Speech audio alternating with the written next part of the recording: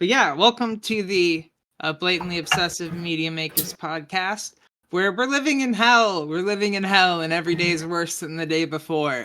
And the only thing that keeps us sane is a few good books. I'm SnakeJess Straws, and this is my co-host. Hello, that's me, co-host Julian, alum of the John Waters School of Depravity. Excellent school, the most depraved. Shout out to all of my waterheads. No, that's a terrible name. No one would call us that. Oh, good. That might give people some ideas about what you guys majored in, or what your school mascot is. I immediately thought of like waterboarding. Ooh. Ooh. So yeah, the last few weeks have been wild and crazy. Just what's on my mind, and what has been on my mind a bit since we watched it, really. The Substance. Wow. Oh yeah, that movie was awesome. Yeah, that was wild. I knew it was gonna be good because I'd heard so many things about it, but I didn't expect it to be so intricately crafted, and so like I don't know. I just loved how there's just no fluff in that movie. No big scenes with tons of extras you don't need. No landscapes or sets that they didn't need. Everything felt like so planned. Like every shot felt like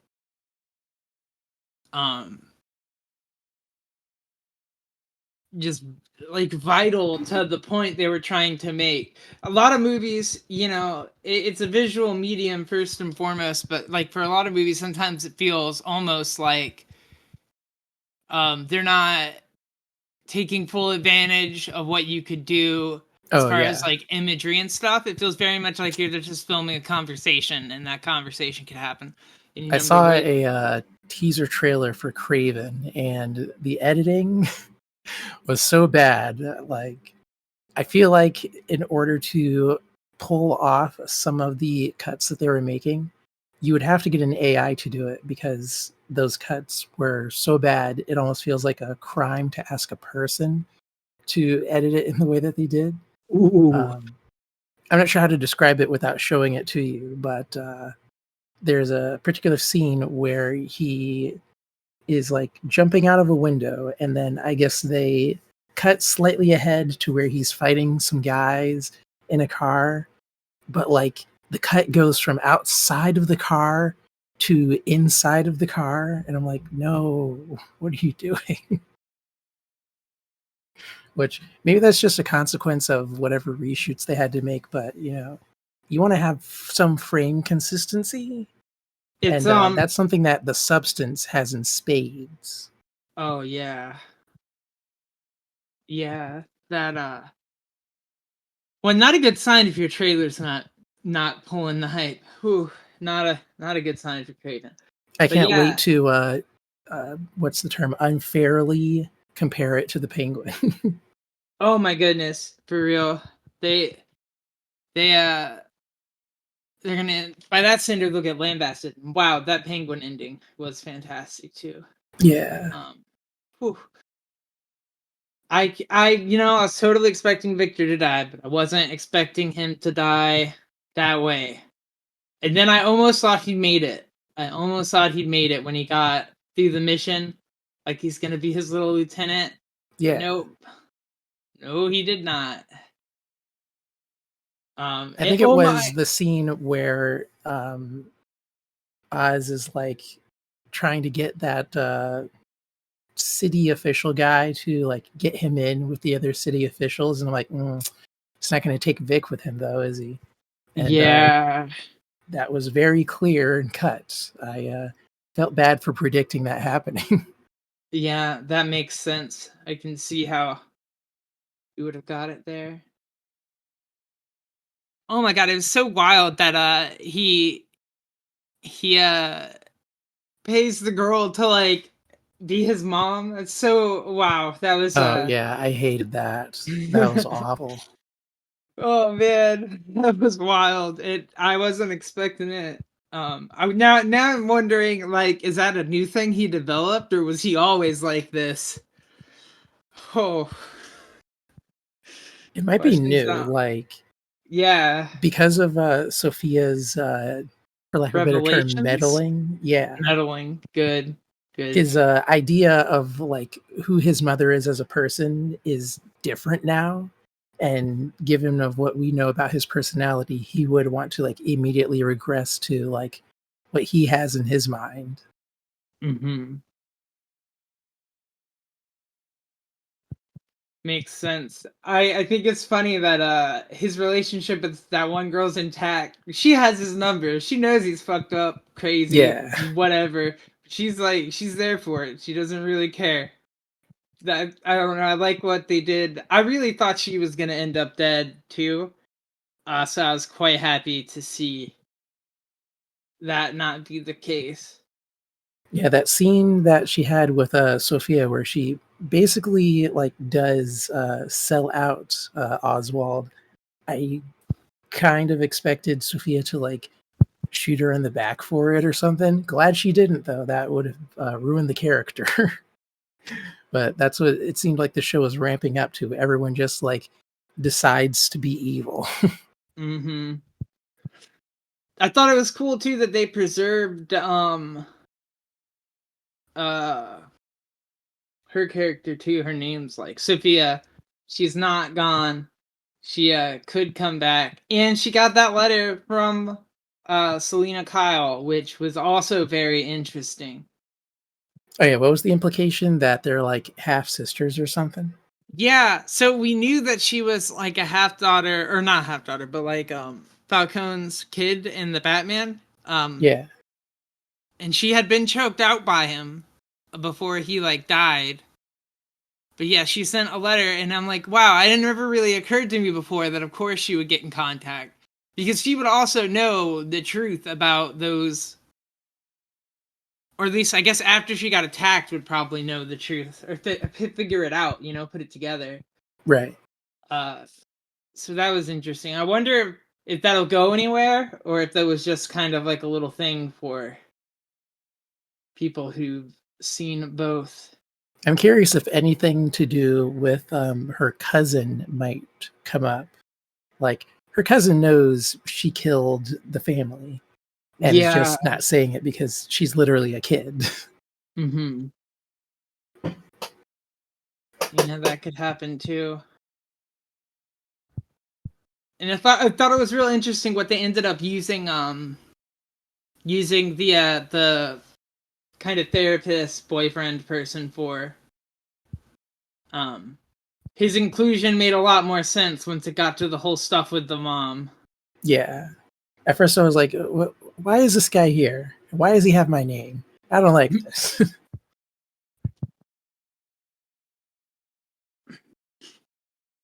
But yeah, to go back to the substance, the and then the end, holy crap, the end. It went insane. I wasn't expecting that. For like it felt like the end of the substance, like the last like 20% of it went from like 40 to 100. Like Oh it's yeah, pretty grotesque when like she gets the aged finger. Like you're like, "Oh, don't like that." But from there, it was just like a stone's throw to Hunchback, and then to full on crazy monstrous,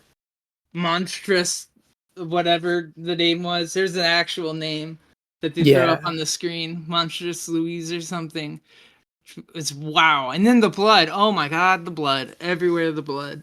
I'm kind of angry at every person who told me to watch The Substance. Like all they had to do was like say that, like not to be all place France, but oh, the director was a French lady.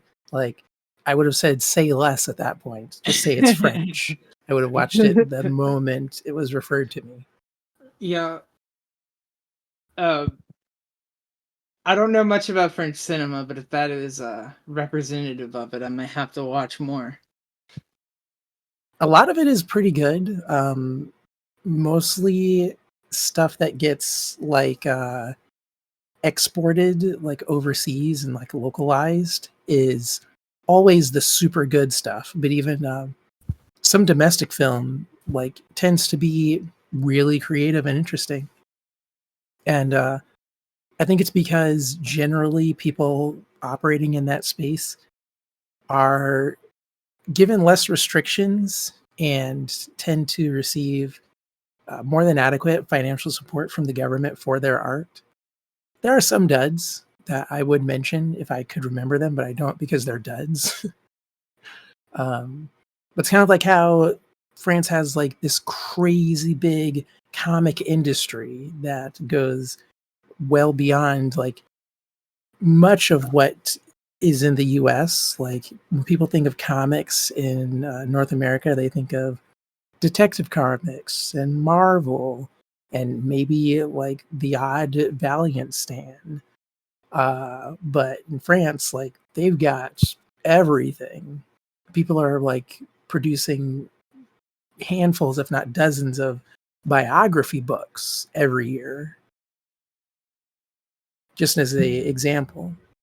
Yeah, super jealous of that French comic industry. Even the UK comic industry is healthier than ours. I believe it. Because they've still got like 2000 AD and other publications like that going on over there. We just have a uniquely bad comics industry here, which is I don't even know how you fix it with the economics of comics being the way they are. And it's not for lack of trying. Like there have been more than a few attempts to really diversify things, but everything's got to become a monopoly for some reason. Yeah, some reason that keeps happening. We try nothing and it never changes. It's going on, America. Ah, hell, I we realized live the in way I hell. phrased that kind of reminded me of those. What's that guy? The downward spiral guy on YouTube. He loves to like take a real world concept and like describe a bunch of things wrong about it, and then at the end he says, "Well, I guess we'll never know why things suck." And it's like, it's capitalism. The answer is capitalism. Just say capitalism. Yeah, yeah. More people. We need to.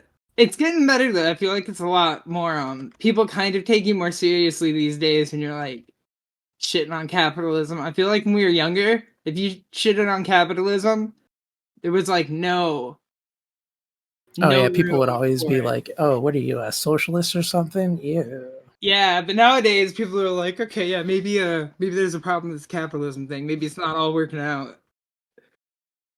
I don't Maybe know. capitalism with like fewer steps would be nice because we tried the extra steps thing, and it's just too much. It's People kind are of funny. incentivized to do bad things. It's like you just go back and you look at all these like this history of creating regulation and doing all of this stuff to make life better for everyone. And then Reagan comes in and they take a hammer to it. And Yeah. then life starts getting worse. And everyone's like, shit's bad. We need to hammer it some more. Let's knock down all this stuff. And now we're getting this crazy blues of like all of this progress that we made in the 20th century. And we're just going to have to remake it, but harder this time because we won't have like a booming post war economy and a climate that is less inhospitable to us. And just to kind of get back to where we were, like it's so bizarre to be like part of a generation where you have less rights than your parents did. Yeah. Uh, More TV than they ever had, but maybe yeah, that's and not better a good TV. trade-off. Maybe it's not equal. Maybe it's not an equal trade-off. It's a separate trade-off. I don't know. Yeah. It's some. I mean, you know what? At least we're not bored. At least we're not bored. Our parents, they didn't have anime. At least they didn't know what they had if they had it. Oh yeah, I have extended family uncle who apparently watched the shit out of the original black and white Astro Boy. But if you ask my dad, like, what an Astro Boy is, he'll be like, I don't know what that is. Hey, have you ever seen Davy and Goliath? Bugs Bunny? He's like, oh, okay. He likes modern cartoons, though, like really, really modern Interesting. stuff. Watched the shit out of Miraculous Ladybug and enjoyed himself for some reason. I don't understand it. Huh. That's interesting. I don't. I mean, how is? I know I've heard that it's a kind of a hellscape like the '80s as far as like animated shows these days. I Good. I guess imagine it's harder to really. get shows greenlit because, like, you'll be committing to a certain episode number, a certain budget. Uh, it'll be expected to perform in several different vectors that the initial like pitch Bible probably can't even support. Like, just using Cartoon Network as an example, they had a whole string of shows, and anything that hasn't like already gotten forced to end or has been removed um, probably wasn't performing according to their metrics. Like, I know they don't do merchandising anymore, but there must be some other like thing that's going on. Maybe they are selling 6-year-olds NFTs and we don't know about it or something. It's like, well, kids, we're not buying the Craig of the Creek NFT, so no Yeah. more of that. They're not buying Meanwhile, Craig Raven coin. socks are going up. More Raven episodes in Teen Titans Go where we sexualize her and her legs. You gotta sexualize the Teen Titans. It's you gotta create a new generation of goth girl GF wanners from that show. If even that, she has a alternative persona, Lady Legacy, in that show, where her outfit is like all yellow and stuff. So like they're not even goth girl appreciators anymore. They're just like being groomed into becoming turbo coomers. Wow. Damn. It's all played for laughs though, so They maybe not turbo coomers, maybe just not super funny joke writers. We'll find out in 10 years. we'll see if maybe the pendulum will swing back to Coomers. You know, right now there's big anti-Coomer energy, but when you have a whole generation of Coomers, it tends to become very pro-Coomer energy. Oh yeah, it's like that quote, strong men make soft times, which makes soft men who make hard times, which makes Yeah, strong men. you Just know, replace that with like anti-coomers make celibacy times make turbo coomers. yep. Turbo Coomers make it big celibacy time. You know, I think damn this model. Those fascists, you know, that broken clock twice a day. Damn, You it's know what they true. say. Um Hate to see it. yeah, the worst guy you know made a point that kinda makes sense. Uh yeah, so Substance, wow, that was great. And then God, what was that? I forget the name of it. That Midnight Cowboy movie from last night was that was wild. Oh yeah, a cinema classic, as they say. Yeah. I never watched that before. Did not realize that the episode Irregardless Steve of American Dad was half parody of that episode. Um Pretty directly, which is funny. Down Yeah, to when you like mentioned that, I went to my media library and I was like, do I have any American Dad? Should I be watching more American Dad? So that's on my to-do list. I need to watch more American Dad so I can get all of the American cinema references. they have a lot of good ones in there. Like I totally know they did a Warriors episode parody, which is really funny, where like he does some revenge thing and it's the whole school against him and he has to survive getting out, and all the cliques are like hunting him, which are like the Oh, that different would be gangs in funny. the movie. Yeah. It's quite good. So they love doing their little movie parodies. Seth MacFarlane can't get away from that, and it's so easy to do with those characters because they kind of hacked it now. Although at least American Dad makes plots out of it more often. It's not Yeah. quite as much how the Family Guy will just like, oh, we made this movie, but it's our characters, and they make jokes like they did with the Star Wars one.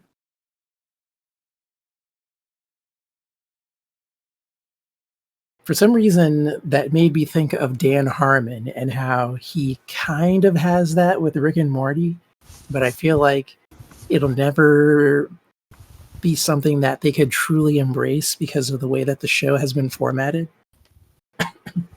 Yeah, they always do. They'll always be doing more off-brand kind of gags at stuff.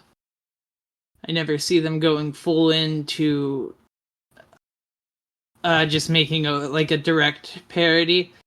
Just the way they are, I feel like they'll always be mashing up two things, or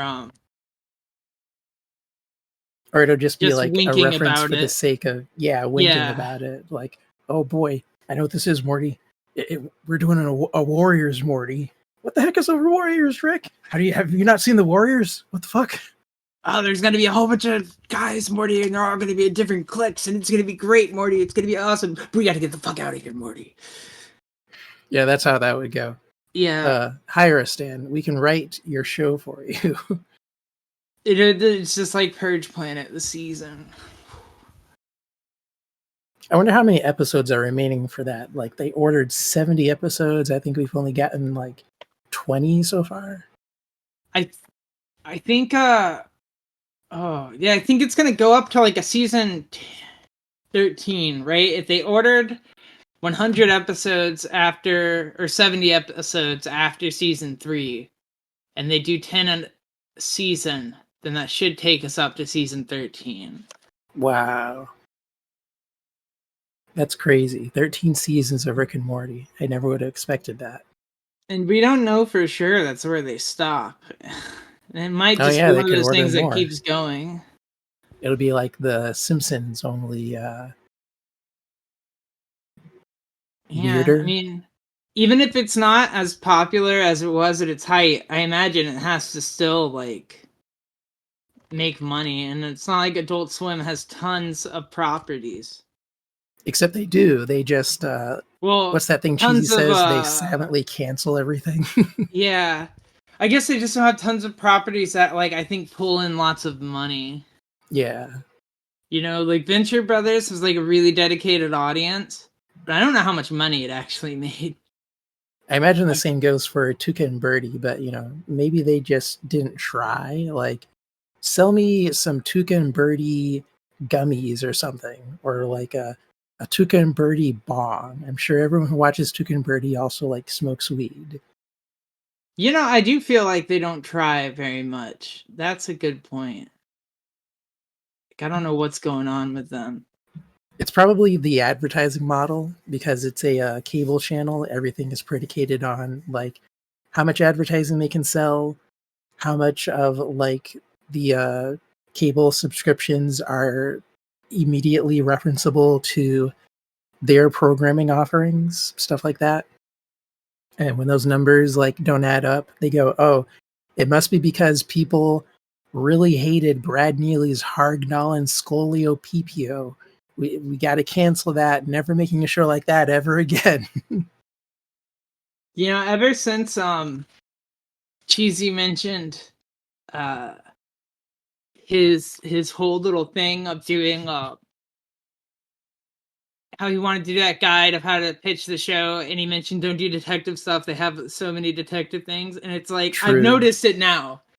They're always coming out with detective shows, and it's just like holy shit. Like that I one show that I haven't been watching, it has a art style kind of similar to Take Tone, but more CGI. Oh my god, yeah. I have not been watching that either, but I've seen the advertisements. It almost looks like someone made it in Gmod or some shit. Like Yeah. Like, I'm sure it's funny. Yeah, I don't like how it looks. Same. I've not watched it solely because I don't care for that kind of style. But yeah, always detective shows. I guess it's because it's easy to write them in scenarios, but it's like, damn, make a not detective show, guys. Let's go. Oh yeah, what was that other show? It was like a girl and a normal guy and a robot guy and a talking dog. That was like a Yeah. detective show, but it was kind of like they were making fun of Rick and Morty almost. Damn, I I don't wish I even could think remember I've the seen names of these that one. shows. I'm gonna try and look it up.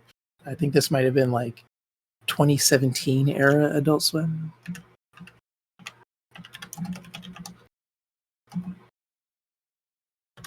And one of their more recent offerings that I've really enjoyed has been Teenage Euthanasia.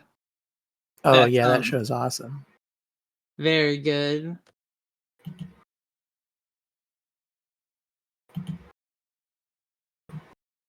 That Florida seems less and less like a joke every single day, though. It's becoming more of a prediction. Oh yeah.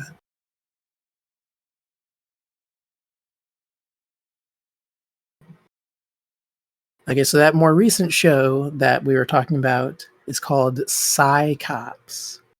And that sounds a lot more interesting as a show title than what I was imagining in my head. So if anyone has seen Psy Cops, is it good? Is it lame? Let me know. Yeah, are we? Do we? Should we be getting Psychops still? Yeah. And what was that other show?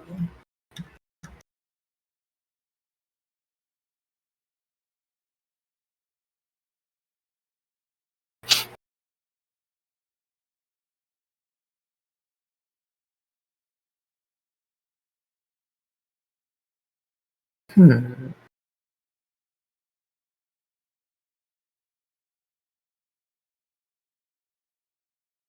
So one thing I appreciate about Adult Swim, they silently cancel everything, but they at least keep it on their website in a list. On a big wall, canceled. Oh, here we go. Hot Streets. Remember Hot Streets? Oh god, I do not remember Hot Streets. Let's see. Let's take a look at Hot Streets. Yeah, this was Wow, one of this is their detective shows, but it was like very wacky.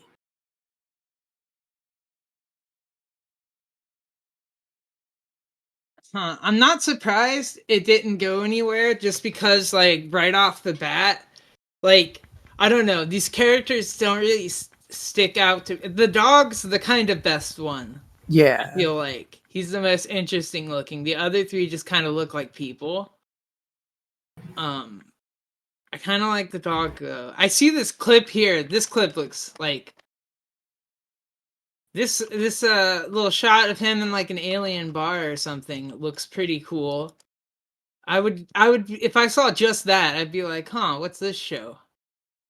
I would probably watch an episode of it, but I did not remember this show at all.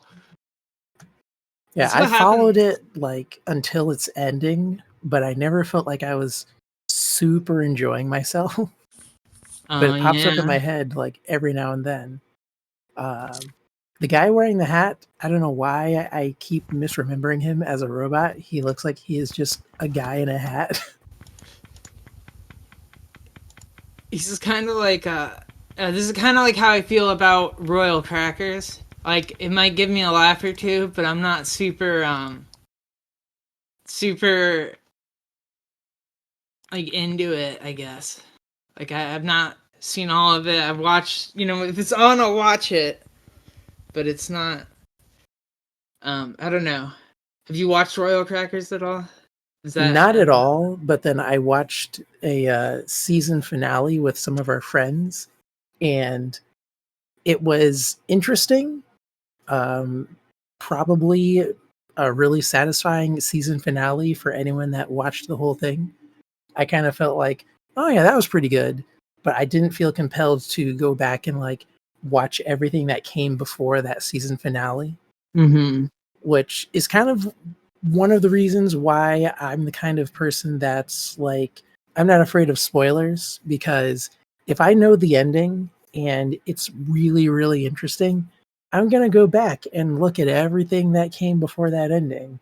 Uh, but if that ending like wasn't super interesting, it probably wasn't for me in the first place. And that's how I Mm-hmm. feel about the Royal Crackers. I feel that. Like I said, it's got very okay energy to me. You know, there's certain aspects that are funny, but I'm just not. Very dense writing, which I am a fan of, but for some reason the characters kind of pass through me.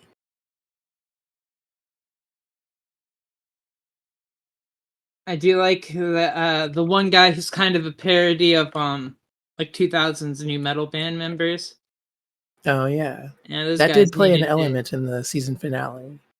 Yeah, those guys needed to get knocked down a peg, so I'm kind of happy.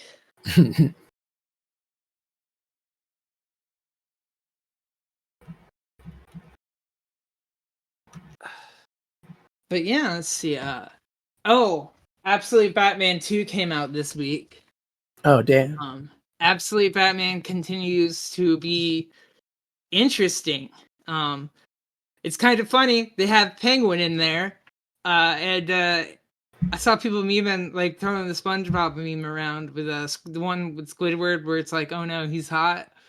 Because they do like it's a skinny penguin. uh, He's a good looking penguin. No, it's interesting. They've got like Edward Nigma there. They're all like playing cards. It seems like the only one, the guy that's like super on the same path is Two-Face. It looks like he's still in line to be an attorney general or like a city or a DA, a district prosecutor or whatever, yeah. something like that. He's still in line for that. And Oz seems to be in some kind of organized crime life that they don't really talk about, but they kind of wink at, which Bruce knows about, which is kind of interesting. I don't know Hmm. if he is this a little bit more morally ambiguous Batman. I don't know. We'll see. But that was kind of cool just to see them around. They're having like a poker match, and that was fun. He brings like this tech from this helmet to them, and kind of gets info from them on it because they find it interesting.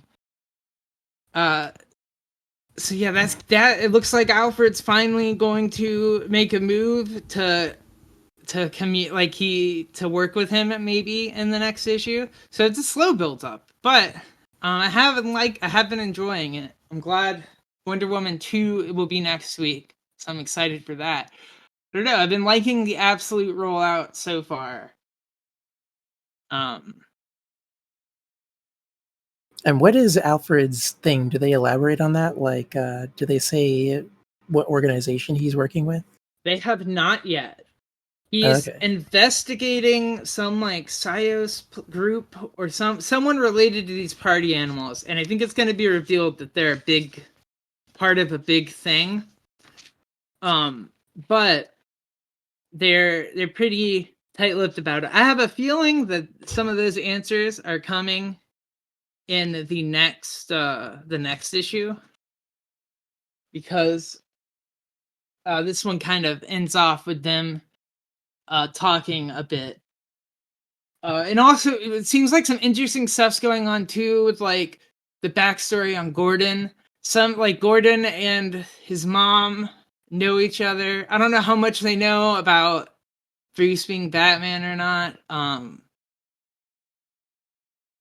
Originally, he wanted to pitch this book as Batman AF, which is kind of funny. Marketing did not let him, although they got pretty far before marketing realized what he was up to and said no. Damn.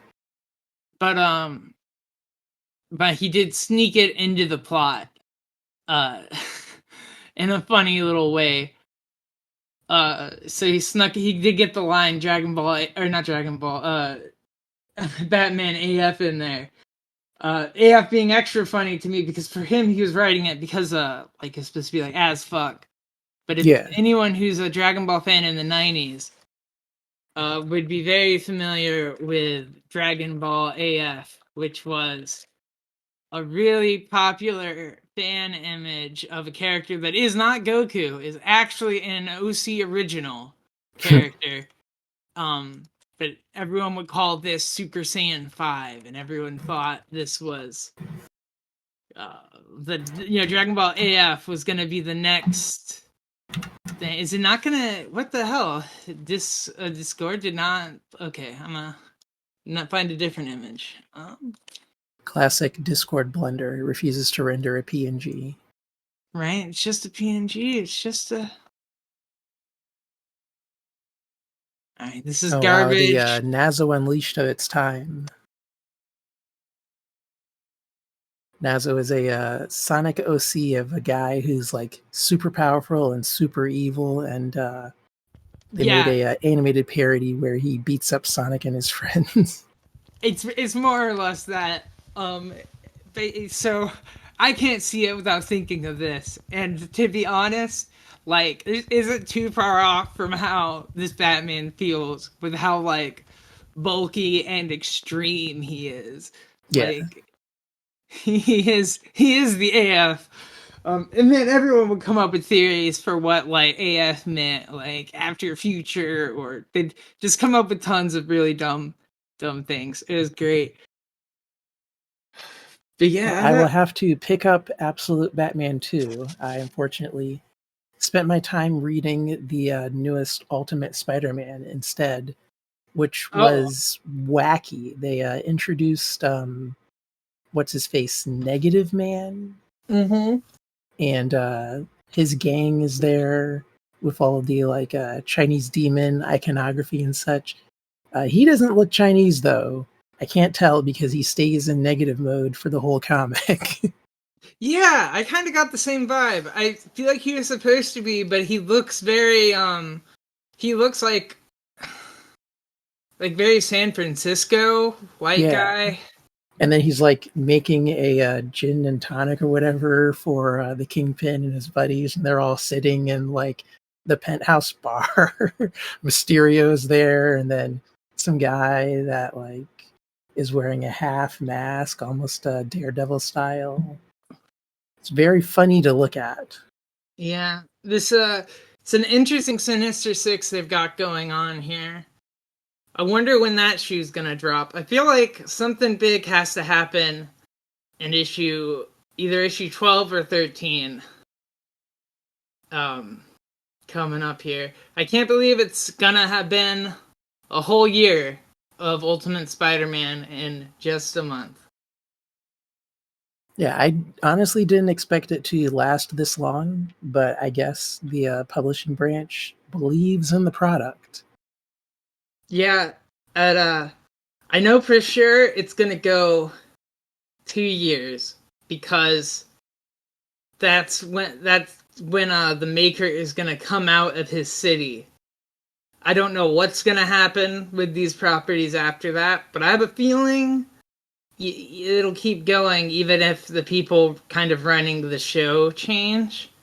So it I seems kind of like expect something similar to what happened with Battle Worlds, where like we'll have all of these books, and then on a whim they'll just stop doing them because the main story is progressing. I'm hoping it yeah, doesn't come to that, but that's what I'm expecting.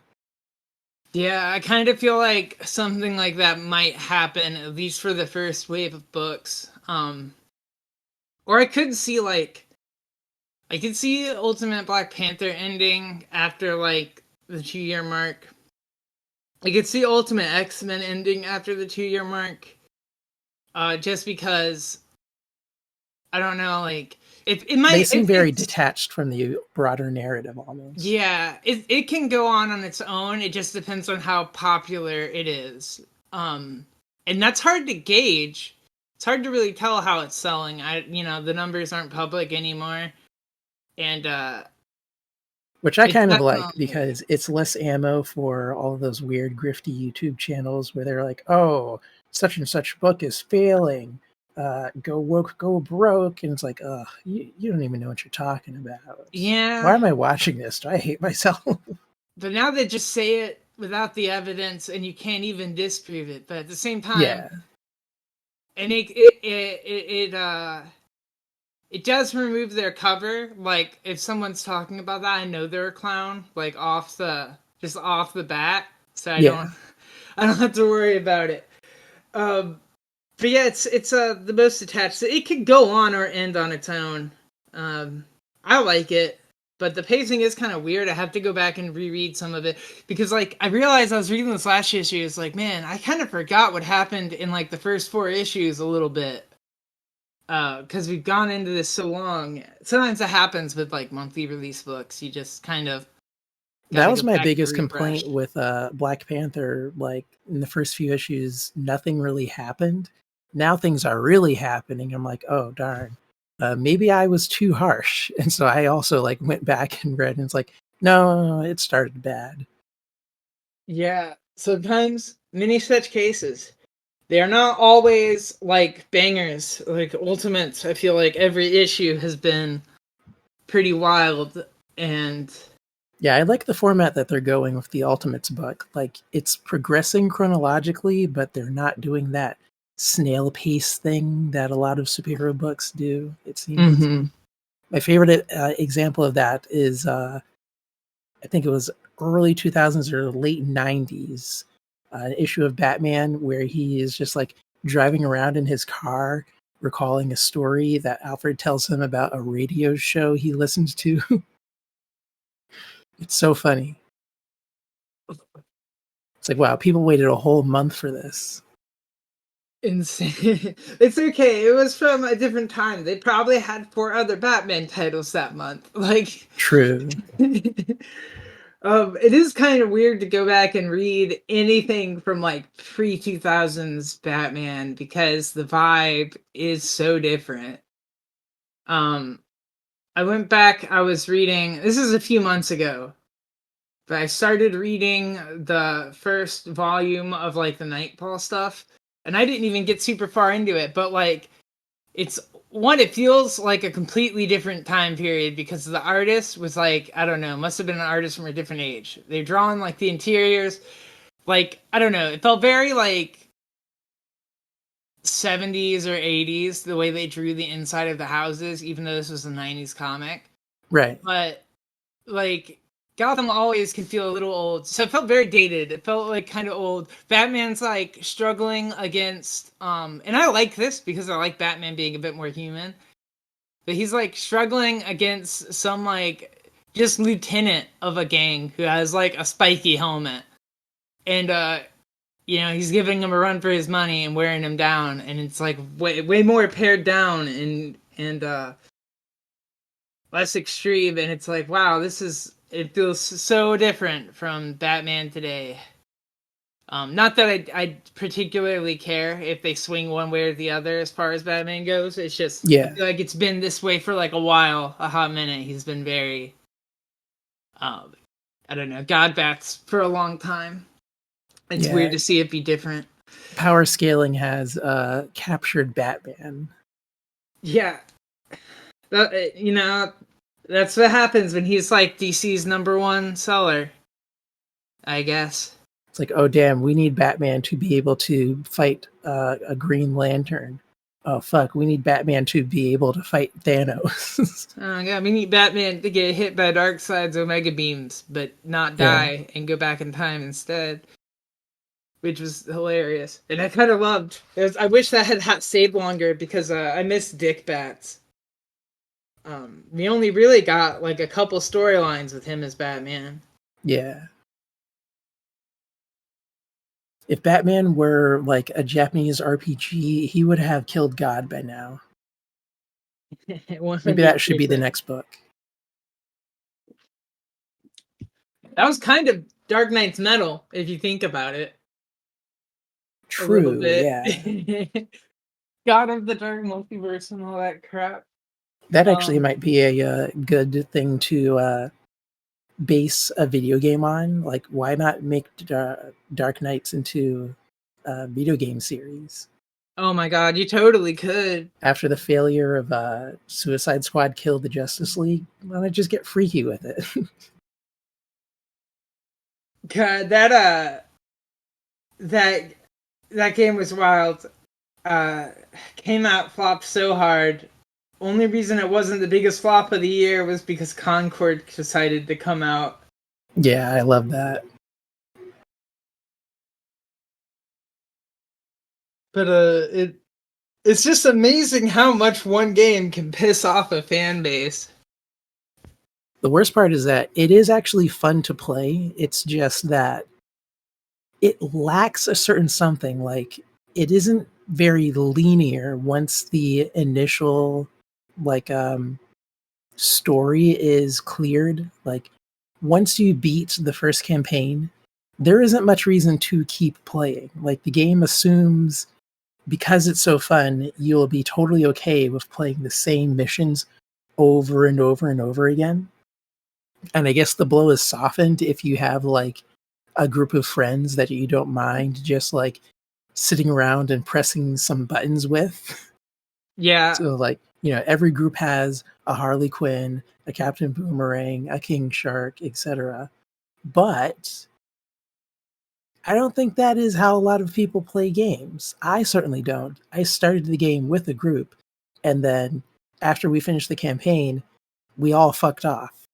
And I tried completing the like gameplay seasons that they introduced after the fact, but it's so boring. Like, I don't want to do the same missions over and over and over again just to see number go up and listen to new voice clips of Brainiac like telling me how much of a piece of shit I am. yeah, not very enticing. You have to put new monsters for us to kill, for Like, number to no matter go what up. happens, he's always so smug, and I'm like, you know what?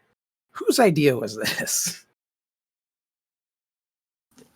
Yeah, it's almost like they're trying to foment dislike of the liberal elite, of the intellectual class. And, this is why people hate scientists, because they play Justice League killed the Justice League and Brainiac talks down to them, and then they go to their science class and the teacher says something that sounds smart, and they're just like, they feel like they're being talked down to.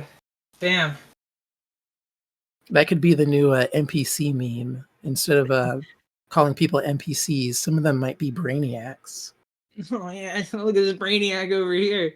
I feel like that low-key was just an insult for people Oh back in the yeah, day. like a Poindexter, Poindexter, that's a good one. which is just Lost literally Art. someone's name. Really? I didn't know that. God, I love so in you know that one Little Shop of Horrors or whatever, the one with the guy, the Rick Moranis and the plant. Yeah. Um his character's last name in that is like Crowborn. And then in Malcolm in the Middle, they have a class for like gifted kids that's like accelerated, and they call them Krellborns. Like it's the name they have. And I've never heard this in real life. I've only heard it from this show where they like insult them by calling them that. But I think we need to bring that back. That needs to be the new word for like like laughing on geeks or nerds. Well, I guess in this show the nerds are actually nerds because they're smart with science and stuff. Yeah. Like they read comic books, but they also build trebuchets and know what a trebuchet is.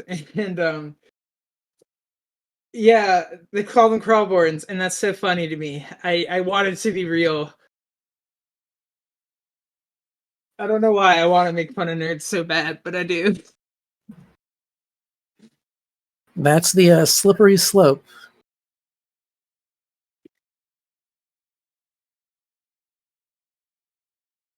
The conditioning got to me as a kid. I hate the smarts. Yes, I haven't finished reading this yet, but I did pick it up this week. The last issue of Predator versus Black Panther dropped, and in the back, I saw when I flipped through that they have coming a Predator versus Spider-Man. I'm kind of intrigued, uh, because Predator 2 takes place in the big city in New York. Yeah, Spider-Man's in New York. I don't know. This is gonna be. It's not a mashup I expected. Um, I don't know. I like all these silly little license books. I'm happy they keep doing them. I wonder how many characters they're gonna cross the Predator over with. I know they have a Predator Badlands movie coming out next year, which is actually going to follow a Predator as a protagonist, which they've not done in movie form. I'll have to look at that. I've been very slow to pick up these Alien and Predator crossovers, but you're getting in my head. I'm thinking, oh, I should totally take a look at that. I'm gonna warn you that the Alien Avengers book is really good, but the Wolverine Predator book I think is good if you're like a Wolverine fan. I think you'll get out of that. I don't know Yeah, about this Black Panther Predator book. It might only be good if you might only like it if you're kind of like the whole Predator Yajita lore. I don't want to oversell this one. okay. But I do think there's potential in this whole little thing they're doing. They have kept the same writer for all three of these though. So I guess like if you like one, you might like his style of writing for all of them, but Marvel things are always really hit or miss because you kind of sometimes a writer can just do it for you, but sometimes the character, if it's not your jam, you're just not gonna like him. Yeah. Uh Many such cases. I've been trying to get more, I guess, exploratory with that sort of thing. Like I had mentioned before we started recording, I wasted the whole last week just reading Deadpool and kind of enjoying myself, but also kind of feeling bad because I was just reading Deadpool and nothing else. Sometimes you gotta go on a little marathon though. A little Yeah, marathon of some happy food, even if it's not particularly deep run or anything. Uh, I always read like my schlocky Marvel books first because they're the easiest to read. They're just relaxing. true.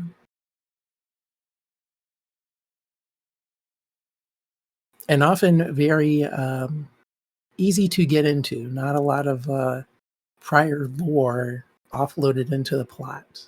Mm-hmm.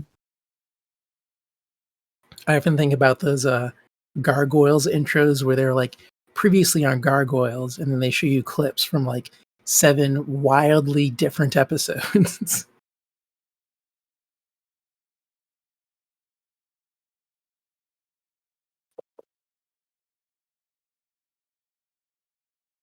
But yeah, that um, that's most the media that I really um had notes on this week. Is there? I think there's some other stuff that you wanted to bring up. Yeah, just a few things. This is something that dropped yesterday. You might be familiar with the internet cartoon series Yo Mama, which I guess is just like animated Your Mom jokes that were super popular for a while on YouTube.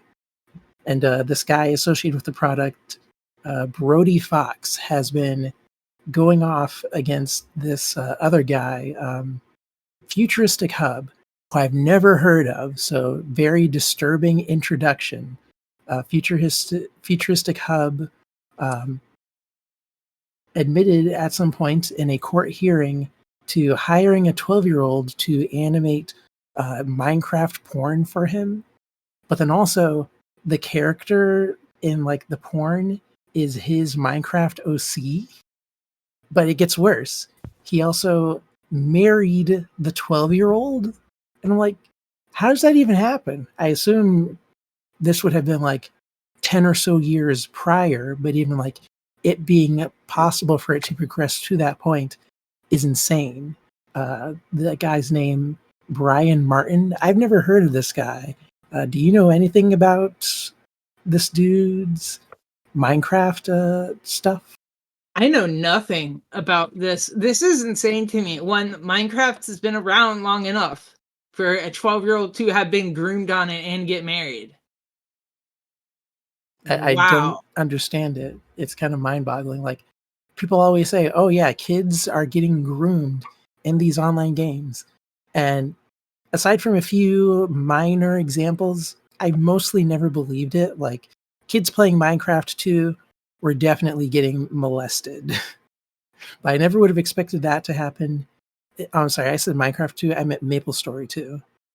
But I never would have expected it to be happening in Minecraft.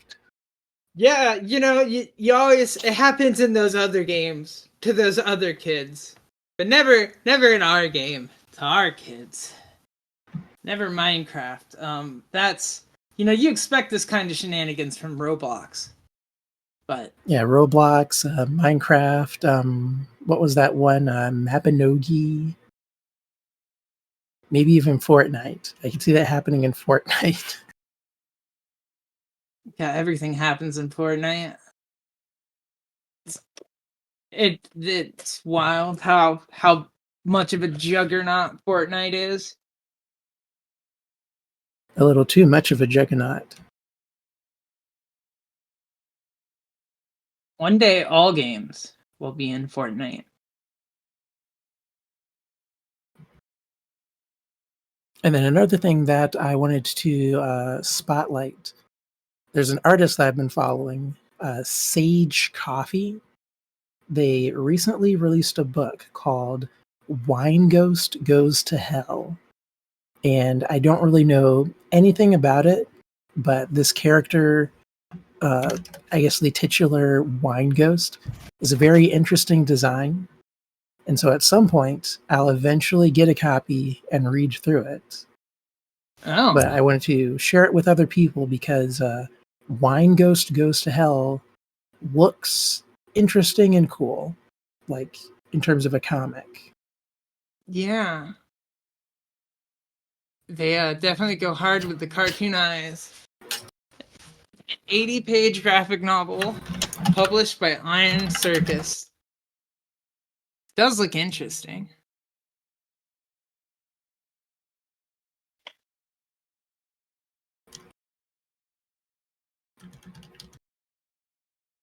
It kind of Yeah. reminded me of that one book series that I'm struggling to remember the name of. It's like a witch and her cat, and they smoke weed. Oh, Meg Maganel. Yeah, gives Yeah. me that same vibe. Yeah, I love me some Meg Maganel. Yeah, no, if it's anything like that, I'm sure it will be quite good. The art almost kind of reminds me. It's very cartoony. Very I don't know. I love really cartoony indie books. That stuff's always kind of fun. Uh the line where it kind of reminds me, not in the character designs, but in like the line quality. It reminds me of Dwellings a little bit, which is like a very cartoony series of like I don't even want to call it horror, but kind of horror books, but not really horror books because they're so cartoony. It doesn't feel very scary, but yeah, I don't know. A lot of good indie cartoonist kind of deals. Looks like this is the Worlds of Monsters from this little clip that they have on the website. They just have a few panels here, Yeah, and they've got some interesting stuff. I like this dog person. I don't know, dog, a rat. They look kind of doggish to me, but I can't quite tell. Could be a wolf. They got a little pointy nose. They look. yeah, it's very unclear. I'm sure it makes sense in the context of the 80 pages of the story. Now, is this only in stores or can this be purchased online? Oh, you can order it online. Bam, right here. Yep. There you go. $12. Not a bad price for 92 pages. I'm sorry. The book has 92 pages. Full color throughout. And I Exciting. try to bring a art resource to every episode. Like the last episode we recorded, we were talking about those blue sky feeds and how they're a good way to um, filter one's art for easy viewing. Yes. And I especially if actually you're set like one up. the kind of person that uses it very much like a social media account. The common complaint is, oh, why did this person keep posting memes? I just want to see the art. Well, now there's a feed for it. Yep, that's such a good feature. It really is artist friendly. Blue Sky is. It's like of all the social media, probably the most friendly. I feel like for artists, as far as terms of features like that, being able to have your NSFW stuff without worrying about it.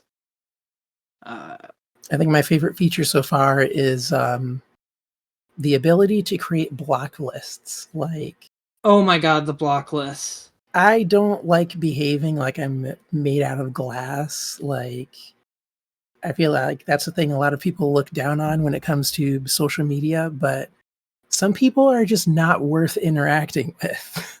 And the fact that people are creating like live lists that are being actively updated, like here are all the Nazi accounts, here are all the accounts that like are AI scrapers, and you can just block all of them with one click. Perfect. Love it. Thank you, So Blue good. Sky. And that you can sub to it and it will like automatically block new people that are added. That's so good. Yeah. That's so good. Block lists are so good. You do have to watch out because I've seen people try to sneak or rather I've seen people talk about this. So maybe it doesn't happen, but still keep an eye out for it because it's something that could happen. Is people putting up like a fake list, having some entries that are legit, like say it's like a MAGA block list, but then putting like actual like LGBT people on there or like big left creators to try to get you to accidentally block people. So if you're going to sub to a block list, just vet it a little bit first. Make sure who's running it is who you think is running it.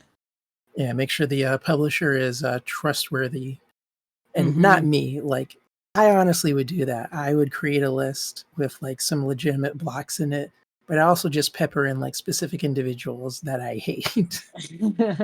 Oh, I hate what that I'm that kind of guy, but I at least wouldn't misrepresent the list. I would probably just say this is my block list, Yeah, it's a really and it good would be block a list a for me. burden on whoever subscribes to it. You're probably blocking Neil Sisigra because on a random day I just decided I was angry at Neil. You don't want to be like me and block a guy just for living.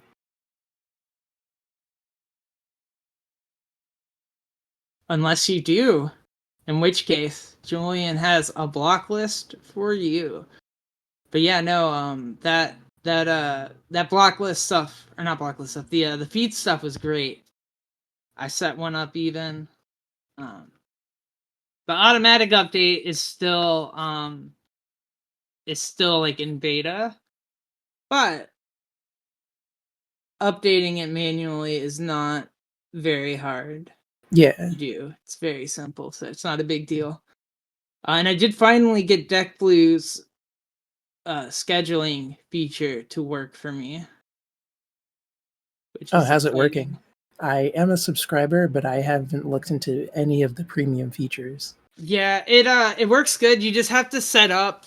So they have this cool system where you can set up like app passwords for like your Blue Sky account. So it gives you like a password that you can provide to the app so that they can sign into your account, but like not have your main password. And you can even restrict it like so that those accounts can't like look at direct messages and stuff. Yeah. And you have to name it. You have to make one and name it a certain way for it to use it.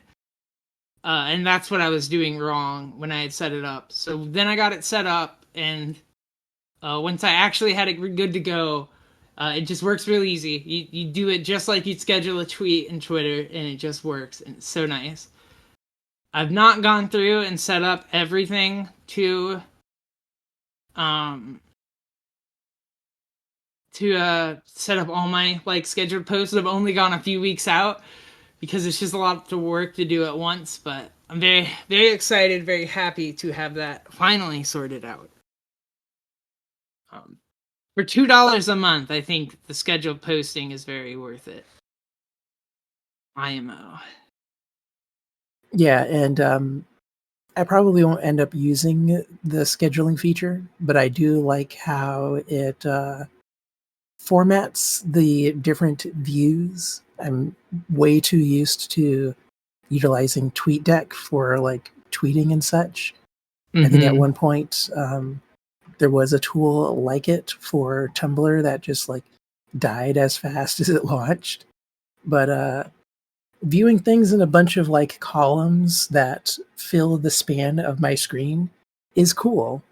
Yeah. Not a fan of like everything being one singular feed with all that real estate on either side going to waste.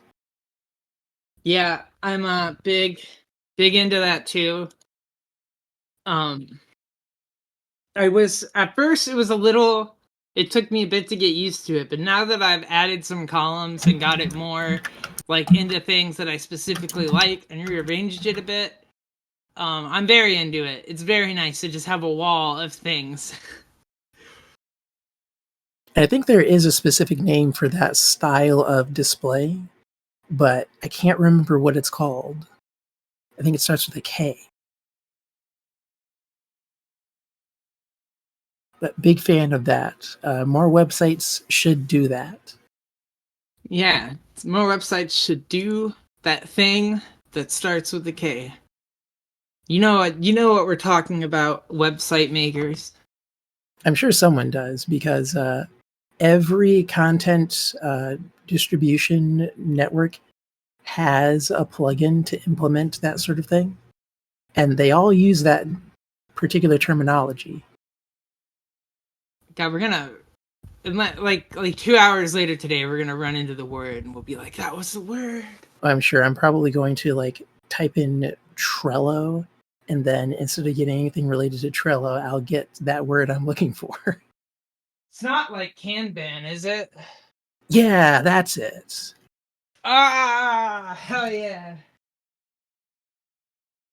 Yeah, people are super into Kanban, and for good reason. It's a good scheduling system, but it also just is visually nice, in my opinion. Very organization pilled. Yeah, I've used Kanban stuff at different jobs. I did not put together the layout in that for a second, but now that you mentioned it, it is very much that kind of that's what the boards look like. Yeah, kind of not really an art resource, but kind of related art thing that I've been looking at a lot the last week was I got this art book, Mad Dreams and Monsters: The Art of Phil Teppett and Teppett Studio. And Phil Teppett is really known for his creature effects work and design.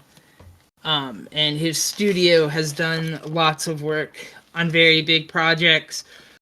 You know, Star Wars, like the original trilogy, monster designs on that. All those monsters, all those Nice. effects. Um, tons of other movies like RoboCop, Starship Troopers. So the book has just been super interesting. Howard the Duck, Honey I Shrunk the Kids, Ghostbusters, just like tons of these like big '80s hits. Even like going all the way up to more recent stuff, like working on the more recent uh, Hellboys, the movie Evolution, which is pretty good like comedy movie. At some point when I rewatch it, I might have to bring it up on here because it's like a style of kind of monster movie that you almost don't get anymore. Because it kind of follows your little scientist clique and group, as opposed to the kind of other more innocent people. I don't know. It just feels you don't get that many like alien or monster movies where you're like following them anymore. Feels like that's kind of an older style of monster movie. But maybe I'm totally talking out of my ass. But it's really cool. The book's giant.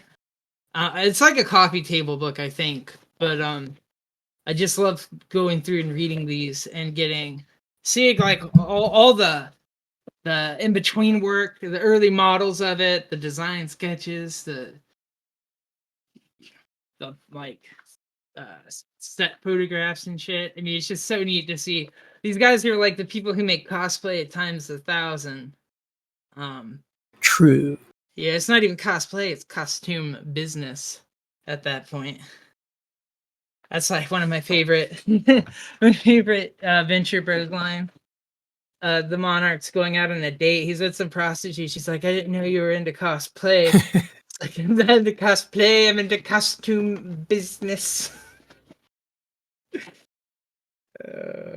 Yeah, stuff like that is awesome, especially when like they give you insights into the actual creation process. Like without having resources like that, someone starting out might try to make costumes with the wrong materials or waste a lot of time experimenting with things that are just proven to not work.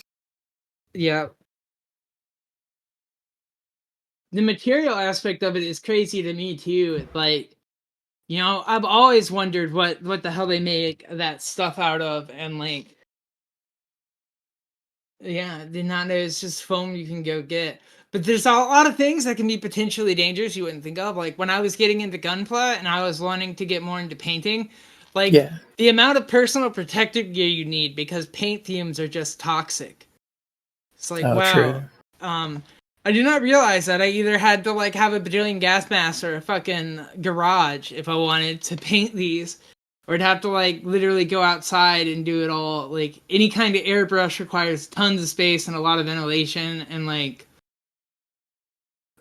yeah. So I kind of didn't get into the painting gunpla too hard just because it was a pain in the ass to do in like an I knew one apartment. guy who had a system set up where maybe 1/4 of his work desk is filled with this big vacuum like device that sucks air away from his workbench so that when he's painting, it's like directing the fumes away from him, going through the vacuum and then out a window. And when I saw a picture of it, I thought, that's crazy. I don't have the patience for that. I guess I'm just not a gunpla guy. Yeah, I'm just not a gunpla painter. I can't do that. I wish I could. Can't. It looks really Um, cool though. Like seeing people do chisel work with some kind of material that I guess like is accommodating to chisels and like literally carve out special parts for their builds. Like that's so cool. I wish I had the patience for that. I'll stick yeah. to Blender, thanks, Yep. or ZBrush. I've never used ZBrush or any of that 3D modeling stuff, but kind of want to at some point now that I have cuz like I have a tablet, those work with that, and it's pretty large, so the interface wouldn't be too clunky. I don't know, it's kind of seems like it might be interesting, but the last thing I need to do is try and learn a whole other program, actually. But I Yeah, I've tell been you trying what, to reteach myself Blender recently, and there's just too much Blender. as in there's like too much stuff to learn in Blender now, or Yeah, it's like too they've much. It does added a bunch everything. of things, and I guess I need to just like either find a resource that will just explicitly tell me how to do certain things that I want to do, or I'll just have to hunker down and learn the whole program and then unlearn what I've learned just to specifically accomplish the things that I want to accomplish. Sounds complex. That's how it is sometimes. Yeah, I've been trying to study more composition tricks lately. Something I've been trying to just get more stronger technical foundation on it, you know? You hear a Like lot of the character framing and stuff. yeah, exactly. Like framing, setting up scenes, you know, because it's like really basic stuff. Like avoid, like you know, having like your rule of threes, keeping stuff in interesting quadrants, or like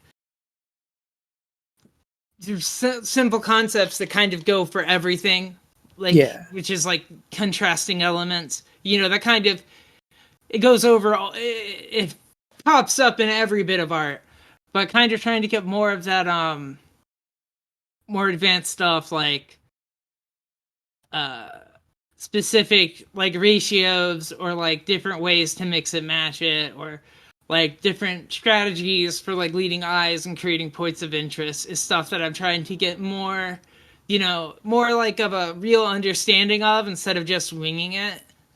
And that's been a lot of fun because I've often heard it said that if you learn composition, even if the stuff you draw isn't perfect or like the most accurate or there, it'll at least be interesting to look at because it'll have all the bits kind of in the right places. You know, the eye will be drawn where you want it to be drawn.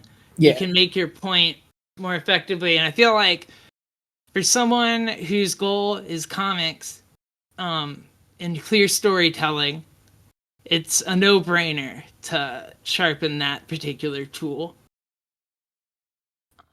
It's also something where if you have certain ideas about how to accomplish something, it's always good to understand the basics first so that if you ever have the inclination to like quote unquote break the rules, you at least know the rules and like what to bend in order to like get the effective alternative result.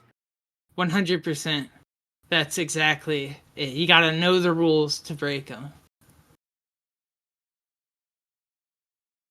And this might be my last item. Um, this is primarily, I think, for video game developers, but for a project that I have in mind for the future that is somewhat comic related, I immediately jumped on it. It's a game developers conference game audio bundle set from a company called Sionis, SONNISS. And then the URL is that.com/game audio GDC. These are all free audio resources that Wow. you can use royalty free for whatever you want. I guess they've been releasing these for years and nobody told me. Wow. I Very don't like cool. that the image in their banner is very obviously AI, but we'll look past that. You know, it's an expensive audio resource company. They could have afforded to have just bought a picture of someone wearing headphones, but you know, uh, what do they say about gift horses? Don't look them in the mouth. Don't look them in the AI filled mouth, I guess. Yeah, that is sick. What kind of sound effects they got in here? Mostly just the standard stuff that you would expect. It's a lot of like thumps, uh, Yeah. Yeah. cartoon sounds, um, maybe You never some you atmospheric things like bird sounds and such. yeah, you never know when things like this will come in handy. Like even the outside game stuff, just having a bunch of sound effects on the Yeah. ready is useful, and that's dope. Can't believe they're just giving these out for free. It's wild. What a time to be alive.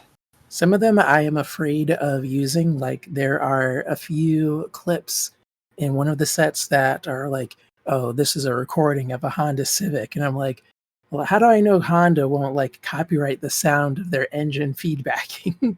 Oh I'm my going to skip god, that one. that is wild. Yeah, there's a lot of sound design that's like that too. I remember when I first learned how they got a lot of the iconic sound effects from Star Wars, my mind was blown. Like Oh the yeah, that is laser a good sounds. example of like crazy sound design. Yeah, recording a cable and then thumping the cable and getting how the sound comes out, or just going like a broken compressor at a store that just has an interesting sound, keep breaking out the mic and recording it. Like sound people are crazy. They just be living their life and they hear something weird and be like, "You like? Can I record that real quick? Can I just record this real quick? Don't fix that. I need this sound." Ugh.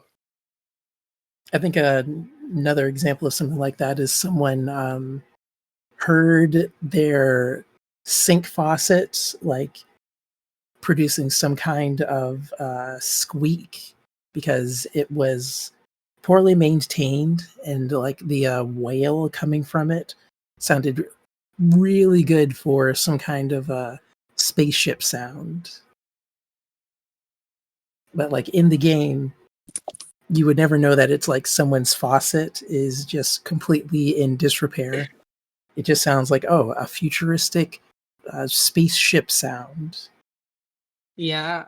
Or like Mortal Kombat, so much of their gory sound effects are them beating the shit out of fruit and just really getting in there doing work with their hands. And it's inspired, really. Inspired is what I'd say.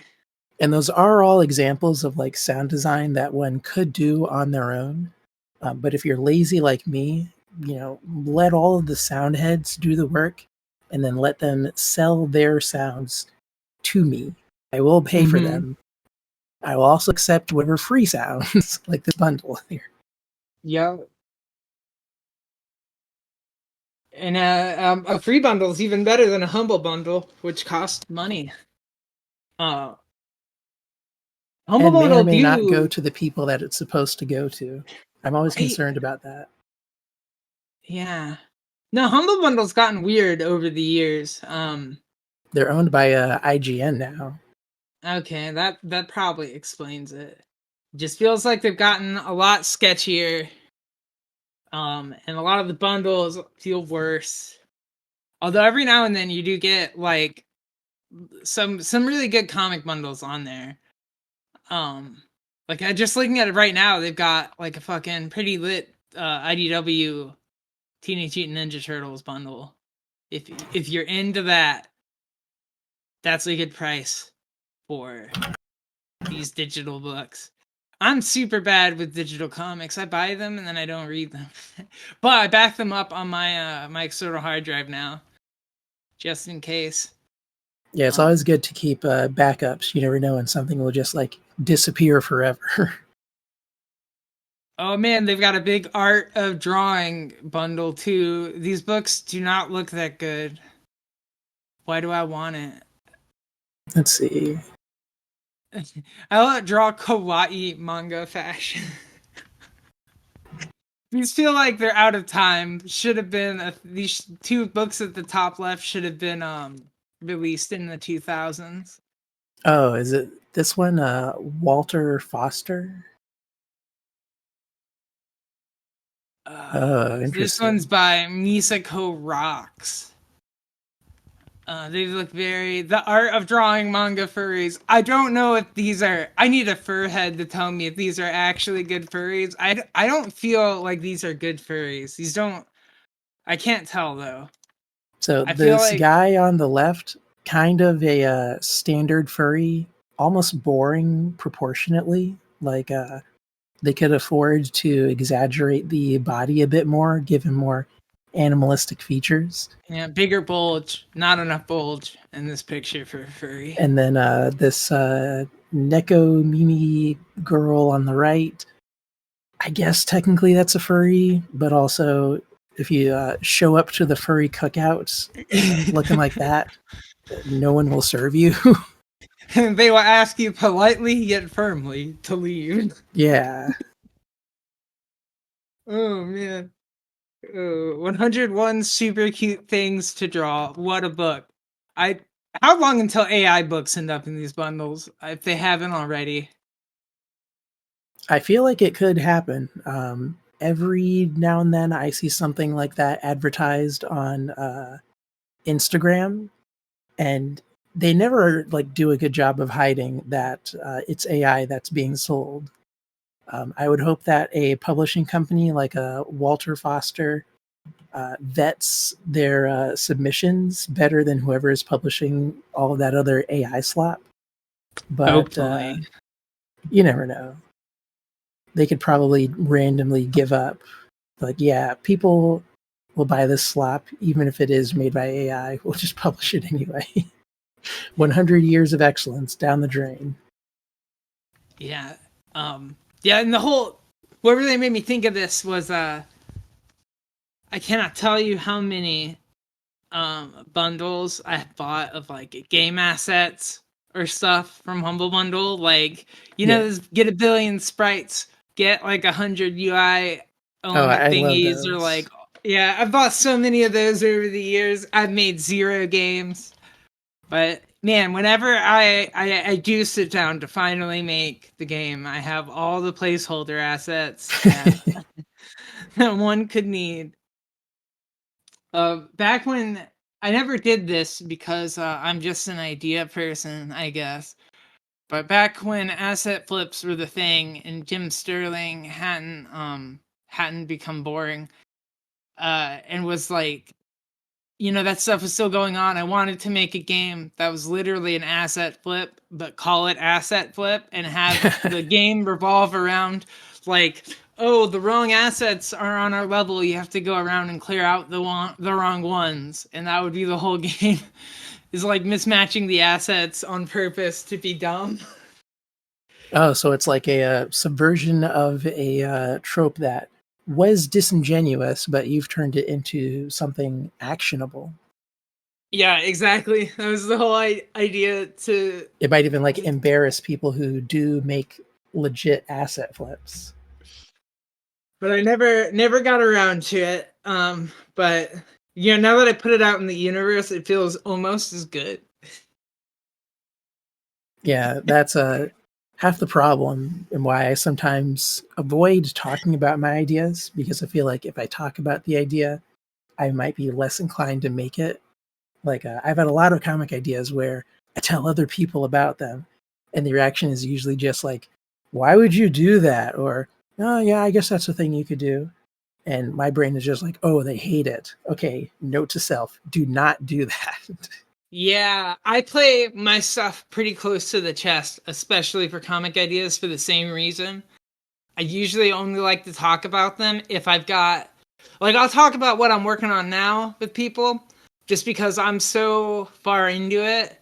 I've totally sunk cost on it. Nothing's going to make me not finish it at this point. Yeah, So it's safe.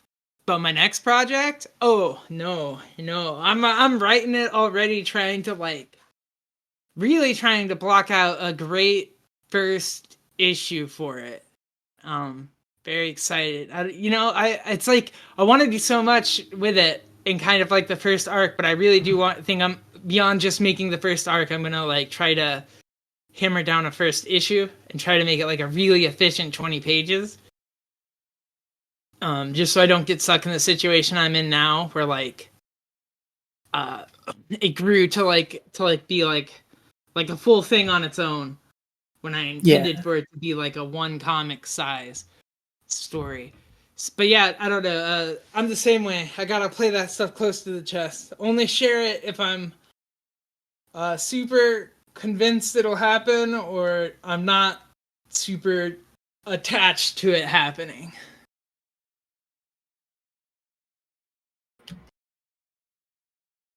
Hell yeah. And it's good that you're planning it out. Like, I think that's an issue a lot of webcomics used to have, where people are writing it as like they're going about it page by page. Mm-hmm. And now all those people are super old and they can't do the comic anymore. Yeah, that is a risky run on webcomics, especially if like you kind of want it to be an ongoing thing. I'm also trying to avoid the trap of making a big magnum opus ongoing plot. I'm trying not to do any like Trying to I'm trying avoid doing like a One Piece. yeah.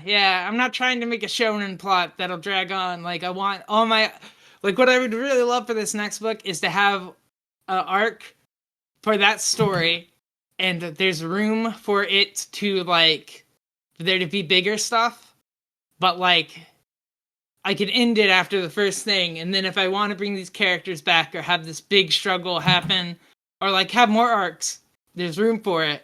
But it's not like it makes sense on its own. It works on its own, and it can just be like a little 5-issue story, and then I can always come back to it later and not get stuck in like trying to make some big, like you said, like a big One Piece or something. I feel like that's a trap people fall into a lot.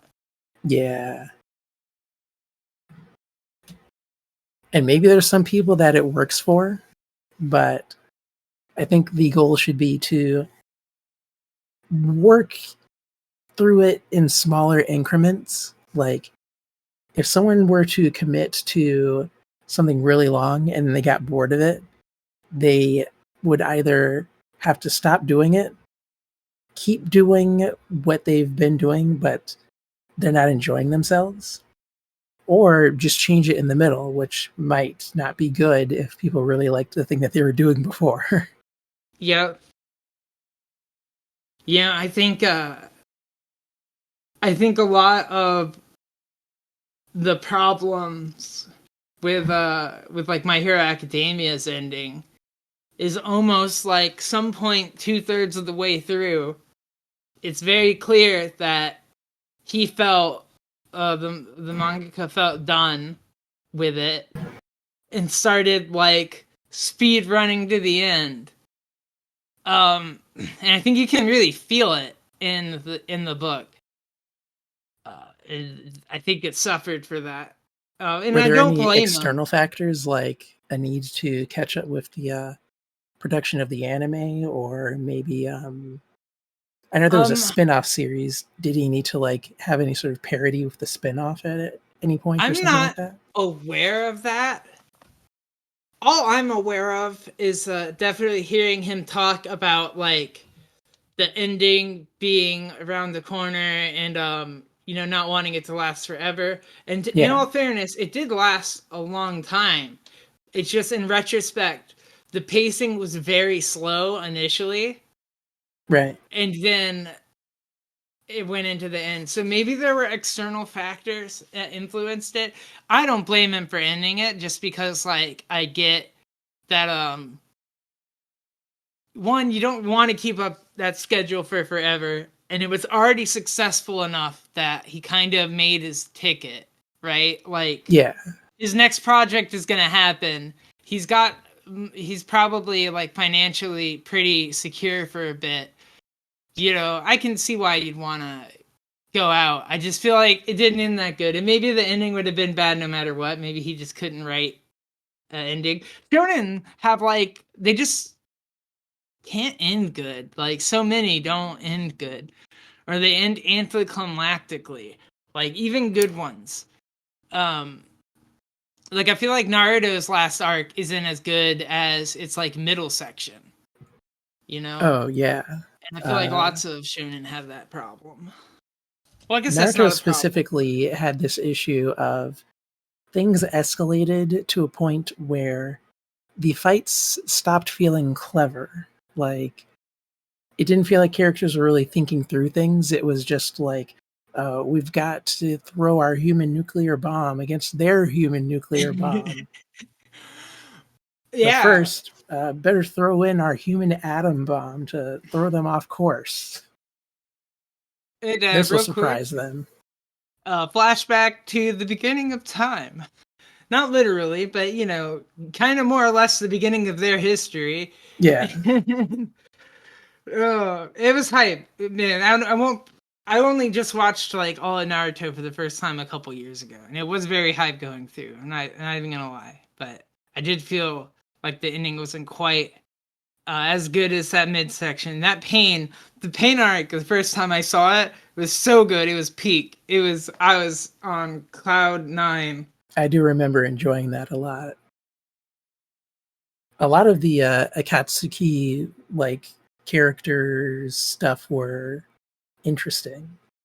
Like they had I think a whole episode that was a flashback about the pain guy and his friends when they were kids, and then they met Oh, the sage guy who like summons the frogs, and he was like a central figure in their lives until he wasn't, and that's like a catalyst for the betrayal he felt or something. yeah, that was so good. It was so good. And then that made the whole showdown with him and Pain at the end. It was so good. Oh, it was so good. Because after he has the big fight, he goes and he sees his actual body, and they have almost like a because they're both from the same teacher, so it's Yeah, like two apprentices like who inherits this like mantle of his or his like mission, who's his real successor in Naruto, because his real power in the show is to inspire people.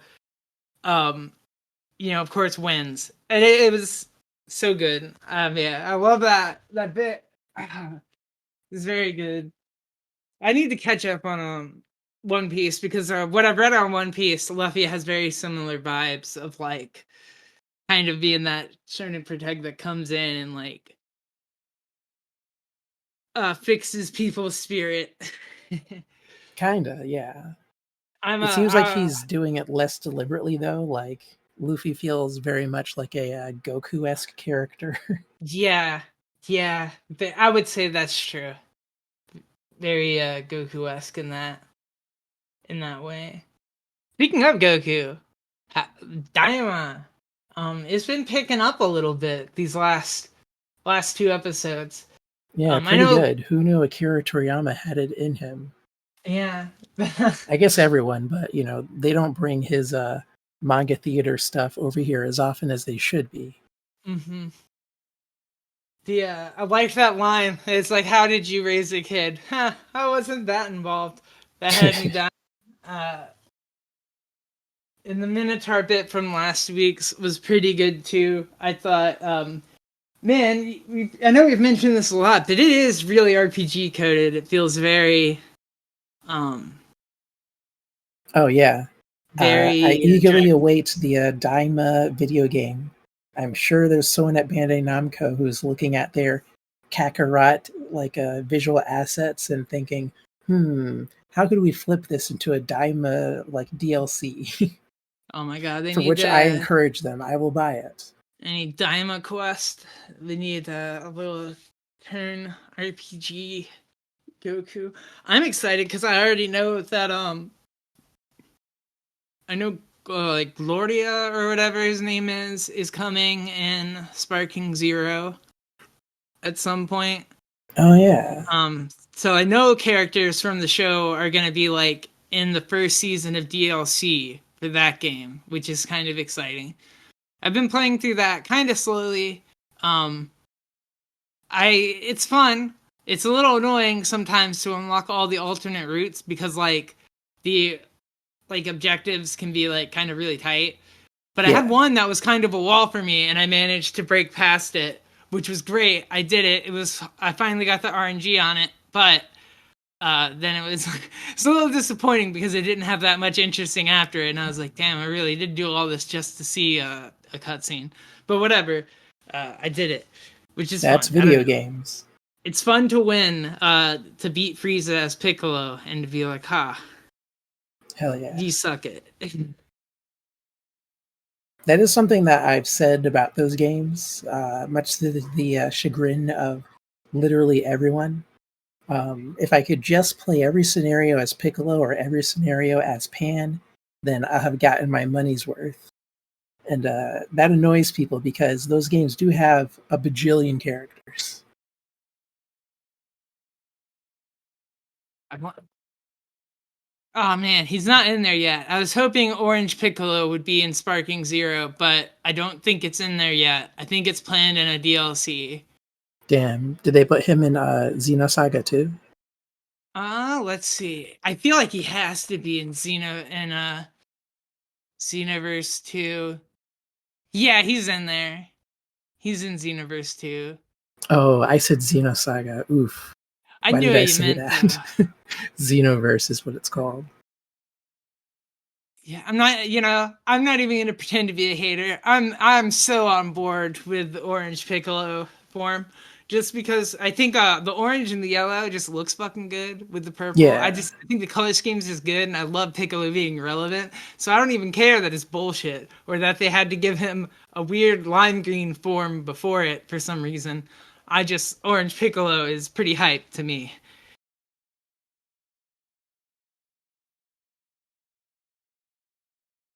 I don't have a figure of it, but I suspect one day I might.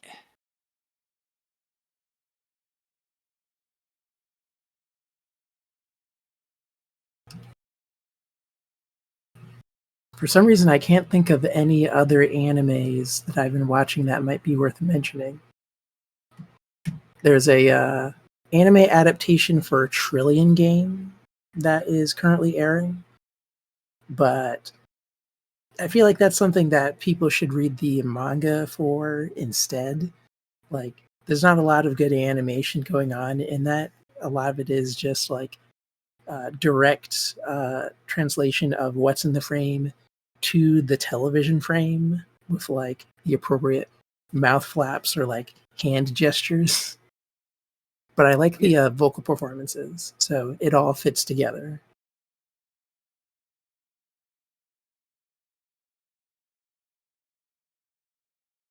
I've never heard of Trillion Game. Uh, I know that this like game contest sort of genre is it like a death game kind of, or is it? Not so much as a death game. It's kind of just like you know those movies where it's like, oh, the title character is really good at capitalism, and we're gonna watch them succeed at the game of capitalism. It's kind of like Gotcha, that, but the main characters are like high schoolers. gotcha. Okay. I was reading this title here, and or this little plot summary, but you're saying that, and it's like Wolf of Wall Street, but they're high schoolers, and maybe they're not doing illegal stuff, but they're winning capitalism. So I feel like there's got to be Yeah, some skirting the rules along the way. the main character is kind of like a huckster, for lack of a better term. He's not a super honest guy, but you know, when it comes to capitalism, you gotta lie some of the time. Yep, they taught me that at school. That's why Abraham Lincoln got assassinated because he wouldn't tell a lie. So he couldn't capitalism. So they had to knock him out. People that are super into Eye Shield or Doctor Stone might recognize the writing style, but the artist is the guy that did Crying Freeman, if anyone is familiar with that.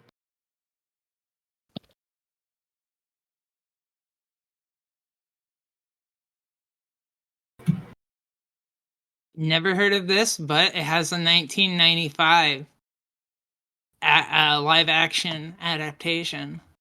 Yeah, that's why it caught my eye. It has very big 80s manga vibes. Like, I'm a really big City Hunter fan. Um, read a lot of Fist of the North Star as a kid. Yeah, So I no, I like can how see the that. faces are sculpted and rendered, and I like seeing that in manga pages. Like, I don't look down on the whole shield face, anime face, big eyes style, but I think it's refreshing to look at actual human faces in a comic every now and then. Yeah, no, this does look. These manga panels do look pretty sick.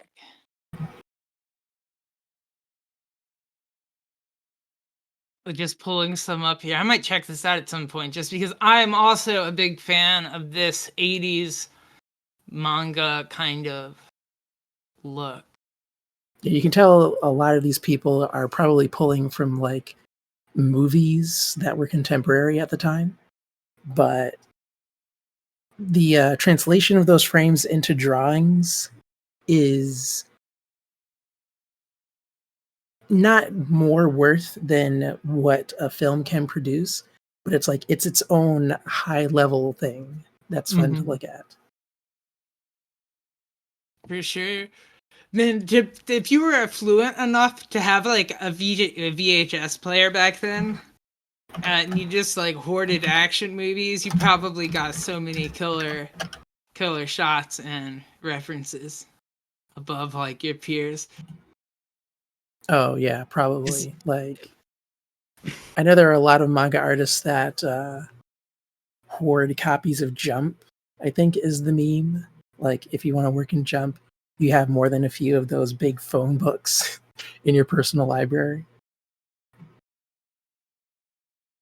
I believe it. Us artists are, then and nowadays with the age of like AI slop crowding up the internet, I feel like hoarding reference material and all that kind of stuff is just even more valuable now. Even if you're hoarding it digitally, there's just more value in being a freaky little hoarder than there's ever been before. And maybe not like an indiscriminate hoarder. Like if someone wanted to narrow their focus, there are more than enough resources to do that sort of thing. Like if you need just like a lot of one specific thing, uh, a person could do that. They could build up a reference library consisting explicitly just of like pictures of Mario. Like train yourself like how they're out there training AI, except what you'll produce will be infinitely better than what an AI could ever do. 100%. Even just browsing like archive.org could probably give someone everything that they could need. I wouldn't doubt it. Um, Man, I have one book that's kind of interesting. It's got a lot of stuff. It's like 7 different books that this guy's made, but he put it together into one big book. But the first Ew. section is basically it's just a series of very basic bodies, but all done by different artist contributors in their own like kind of style. So you get a range of just reference of like, you know, very cartoony proportions, very like stylized muscles, more anatomically correct, just a huge range of fairly big names. And that's kind of like, I don't know, an interesting focus for a book to be in, because you can really flip through and kind of see what designs give you the like a vibe you're looking for. Yeah. Like which is kind of cool.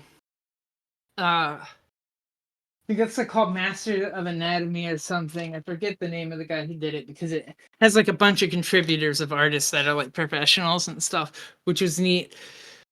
But yeah, you can find stuff that's like specific like that, and it's neat. You know, don't use AI, become the AI. Exactly. Especially when it comes to like building up that visual library. Uh, I always tell people if they're just doodling to learn, like go on YouTube, look at something you've never seen before, and then like try to implement things in like the YouTube video into a drawing. Like you could just pause a video, take a screenshot of it. That's your reference. Stuff like Mm-hmm. that. Yeah. Like a lot of people are like, oh, I need to go to Japan, and then I'll be able to take pictures of the Japanese cityscape. No, you don't need to do that. You know, you can get those references now. There are entire videos, 4K videos of people just recording themselves walking down like a block, and it's a good solid 2 hours of just walking down a block. All the Yeah. material you could possibly want for that. Yeah. That and even just when you're out and about paying attention to stuff when something looks weird, and just really looking at it and being like, oh, I never. That's how those are before. I never paid attention to that beam on the ceiling and how it fits into the building. But now that I've noticed it, it's like in my brain. Yeah, who's the Um, artist for what was it? Good Night Poon Poon. I forget their name, but he's pretty good at that kind of observation. Like a lot of his backgrounds are just like, oh, I took a picture of something and I'm going to use that picture in a frame, and he'll like doctor it up according to like whatever is needed to have it fit the artwork, but it will just be like a photo he took while he was buying groceries or something. yeah, a lot Or of in people don't realize how much reference you can and should be making and using, because like it is not cheating. It is in fact super awesome and great, and I bet you most professional artists do lots of variations of it. oh yeah, that's something I loved about the cartoonist kayfabe guys. Like they could notice when something has been referenced, and it wouldn't be like a point of derision or something. It would just be like, oh, they probably referenced this, and then they would be like, yeah, it's great that they referenced it because it doesn't look like crap. Yeah.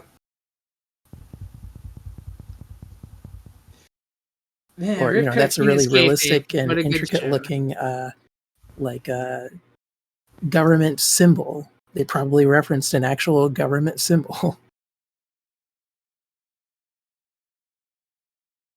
I love how. Have you ever looked at the the Space Force logo? Yeah. It's Whatever so. happened to that? Is Trump going to bring that back? I don't know if it ever left. I just don't think it was very serial.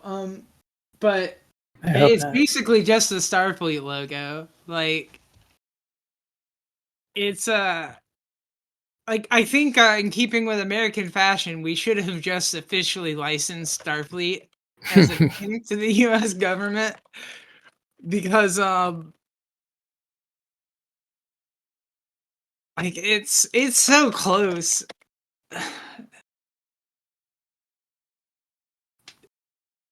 So you should just license it. You should have just had Starfleet. I imagine that is probably going to be the trajectory of things if the Space Force like continues. About 50 years from now, someone will say, the United States Space Force, no one likes that. We're rebranding it. It's now Starfleet. And then everyone who's like old enough to know what Starfleet is will just roll their eyes. Oh man. Oh, so I don't know why this popped into my brain, but did you know that Terrence Howard, who famously got replaced after his role in the first Iron Man, but did you know that Yeah. he is an internet like physics guru grifter person? I've heard inklings of that. I never looked into it because I read the name Terrence Howard and I thought, oh, well, that's an actor. I don't need to know his opinions about physics. Yeah, I didn't know this was a thing until this video popped up in my feed by this Professor Dave guy who his big thing is he debunks junk science, pseudoscience on the internet. Many of Yeah. these guys around for different fields of school. One of my favorites is like this Milo guy who does like archaeology debunking. Um, who's done a bunch of really good stuff, which there's surprisingly, or I guess not that surprising, a ton of bad archaeology stuff online, and even Wow. like on Netflix, like that, your ancient aliens and your ancient apocalypses or whatever. But yeah, Professor Dave Explains did a video on it, and I was like, Terrence Howard, why does that name sound familiar? So I click into it, and I'm like, holy shit, this guy was a professional actor, and now he's just an internet crazy person. And like, what's even wilder is that he doesn't say anything. It's not even like a coherent theory like they have, like, you know, flat earthers, at least they have like a coherent idea of what they're about. They think the earth's flat. Or the electric universe people, they think that electricity explains everything somehow, you know? That at least they have a thing. I don't even know what his thing is. His thing is he just says a bunch of stuff that doesn't make sense, and he has a guy there with him who just goes, right? Yeah. That thing you just said.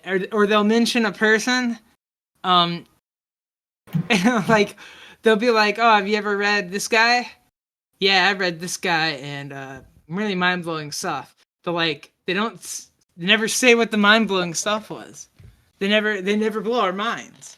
They Oh, so just, if they're like cribbing information from a widely disrespected book, we'd never know.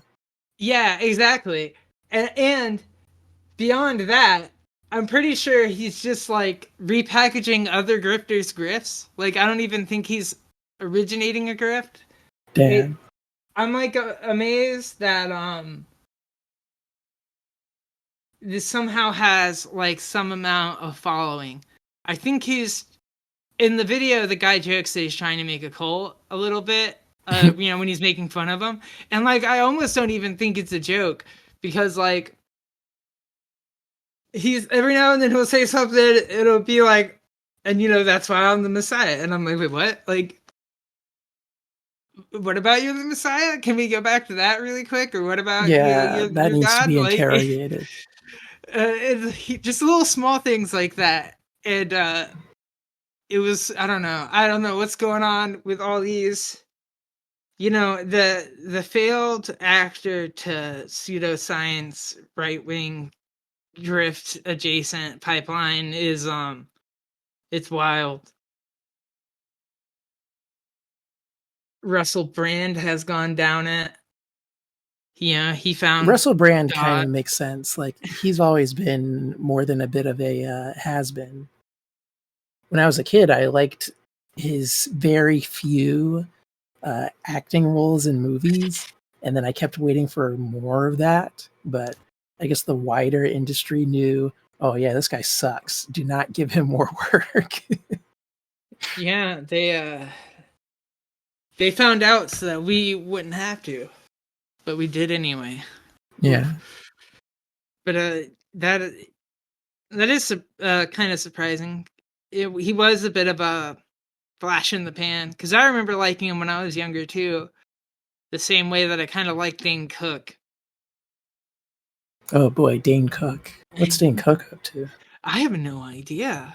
Let's see. I remember he came back once when I was in college and he was like buff suddenly. But then I don't think anything. Do you have a controversy? Don't tell me he's a podcaster. It's not a good sign when you Google the name and you don't see anything past the 2010s that shows up. Yeah. That means that it's probably dead. He has two upcoming roles listed on IMDb, but they are from 2012. So I guess not much going on for Dane Cook. Maybe he's firmly rooted in the comedy show circuit. Like that's where he makes his money. I guess. I guess maybe he just did that. He's been accused of plagiarism. Damn. Um, by Joe Rogan, but Joe Rogan has had him as a guest on his podcast. So I guess they're good. I also don't know if I would take that accusation with more than a little bit of salt because it's Joe Rogan. Yeah. That That's a good point. It is Joe Rogan. In 2017, he began dating fitness instructor Kelsey Taylor, who is 26 years his junior. Oh, interesting. Do I want to do the math on that? Let's see. He's 52 now. Not looking good. That would have put him let's see, this was in 2017, so 7 years ago. So he would have been like 45, 46. So she would have been like 20.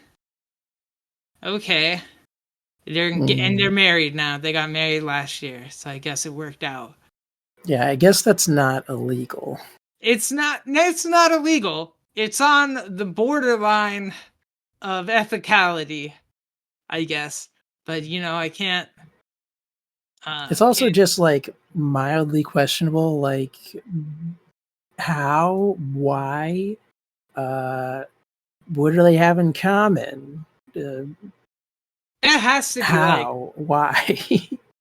weird, right? Intergenerational relationships, especially like across that specific range, because you've got like basically a Gen X guy and like she would be a Gen Zer probably at that age.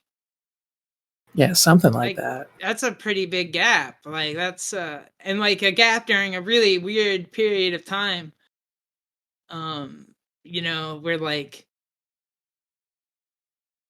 her growing up would have been just way different than his. She ain't ever used a landline.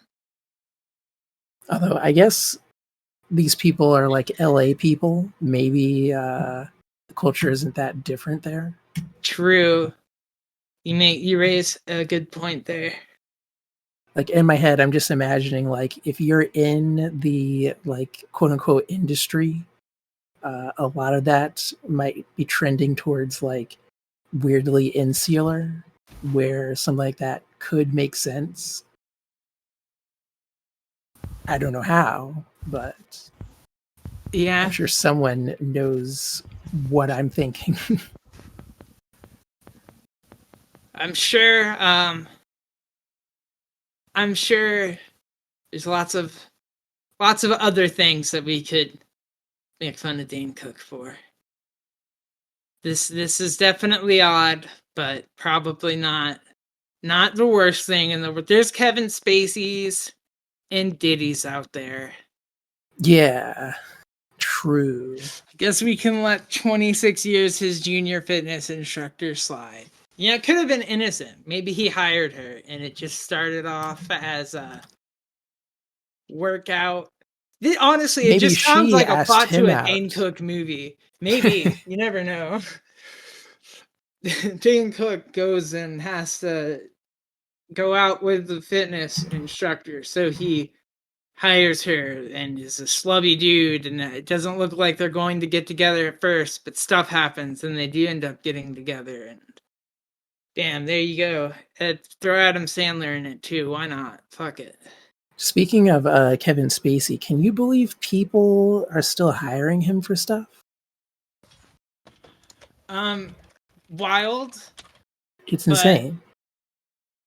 I like hearing it. I'm saddened, but I'm like, I guess I don't know how surprised I am, but really, he's like, because I haven't seen him around on stuff, but I don't really follow his career.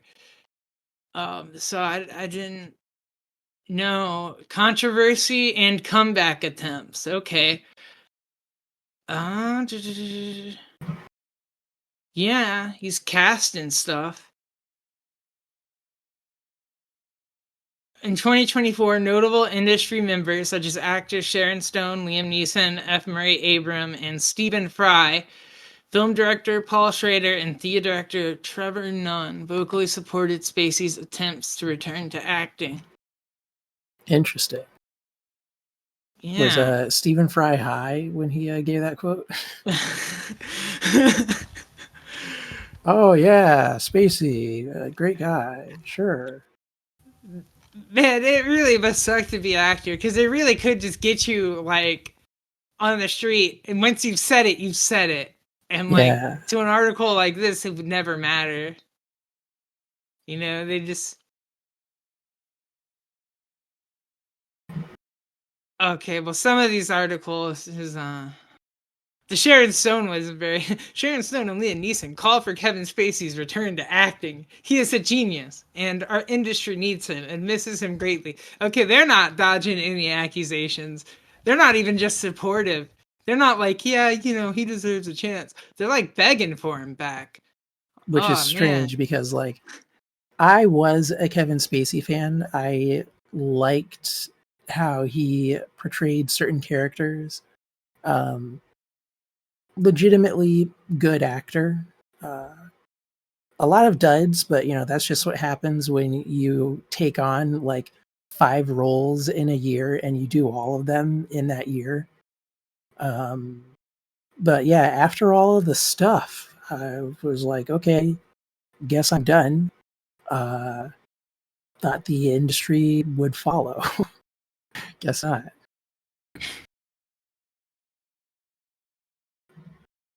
It also like kind of felt like he didn't deserve to continue to work. Like he got a little too into the Frick Underwood role and was like using it to curry public favor, which I felt like was really sleazy, more than a little disingenuous. Like I wouldn't have rewarded that. House of Cards. That was a good show for the first couple seasons. I fell Yeah. off it pretty quick after the first season or two. I kind of wish it did just like end the final bit that they did without his character was okay, but it also kind of felt like I get that other people like needed to get their money's worth, but I would have just paid them without having this final product. Mm-hmm. But that's Netflix. They had their first hit, and it's all been downhill since then. I guess not. Like Stranger Things, like immediately followed that, and people like that. I've never They really did seen it. get pretty lucky with Stranger Things. And it's got one last season too before it's completely gone. They're not going to try and do like a spin-off series with whoever they can still sucker into working with them. Oh god, who knows? Who knows? I wouldn't doubt it. I wouldn't doubt it, but I don't know the economics of Netflix right now. I think they're they're still around. I always hear people dooming and glooming um over how they're doing, but they managed to not shut down. But I Yeah, do they've got wonder how a much bunch of stuff going on, and their licensing seems to have taken into consideration something that I had been hearing about for a long time, that Netflix's initial like original offerings were too domestic. Like they were trying to sell American TV to Americans, mostly just to like replace what they were losing. When Mhm. Paramount pulls all their stuff, what do you do other than like make some Paramount shows for your Paramount watching audience? But that's too much of a gamble. And Mhm. so they were like making Spanish shows and like licensing Korean dramas. And so I think that is probably what is making up whatever deficits they had as a result of like losing programming or investing in programming that people weren't watching, by just ignoring what American viewers want, because Americans are very fickle. Yeah, just pull in all of the stuff that I imagine is fairly easy to license for streaming here because who else is doing it? And some of that's going to be really good. Especially those K dramas. Like, those, like, have blown up even in, like, normie spheres. Oh yeah, Um, which is wild. but it makes sense. A lot of it is sometimes pretty good writing. It's the kind of writing that one rarely sees on TV anymore. Mm-hmm. or like whatever does exist. It feels very derivative. Tell you what, I can't always do them because they do like to do like they love doing episodes of a thing that are just movie length, like feature film movie length. Yeah, It's like that's just what episode I can't. Oh well, like even shows here sometimes they can push me when they're at like a 50-minute episode. That's a big investment. It's hard to get me to want to do it. But I've watched a few of them with my partner, and some I just like come in and out of. It seems like North Korean military officer or something ends up in like relationship with South Korean. Like that kind of genre happens a lot, it feels like. I feel like I saw more than one show with her that had that kind of it's like a North Korean and South Korean fish out of water kind of theme I to could it. see that playing well to like a TV watching audience because like just that premise alone, even if you've seen it before, you could probably hook in a lot of people. Yeah. And just lots of variations on it. Or like one I think like the girl is she's doing like a I don't know what you call it, like a gliding, like you know those little glider things you go up and you fly them out. She's like doing this glider thing, and then she ends Yeah. up in North Korea by accident and has to like be there. Um, and it's That's just how you know it's a work of fiction. She ended up in North Korea accidentally. yeah, I feel like it'd be hard to end up in North Yeah. Korea. Uh, Like, but yes, their computers are all connected together by duct tape, but they do work, and their missiles do work.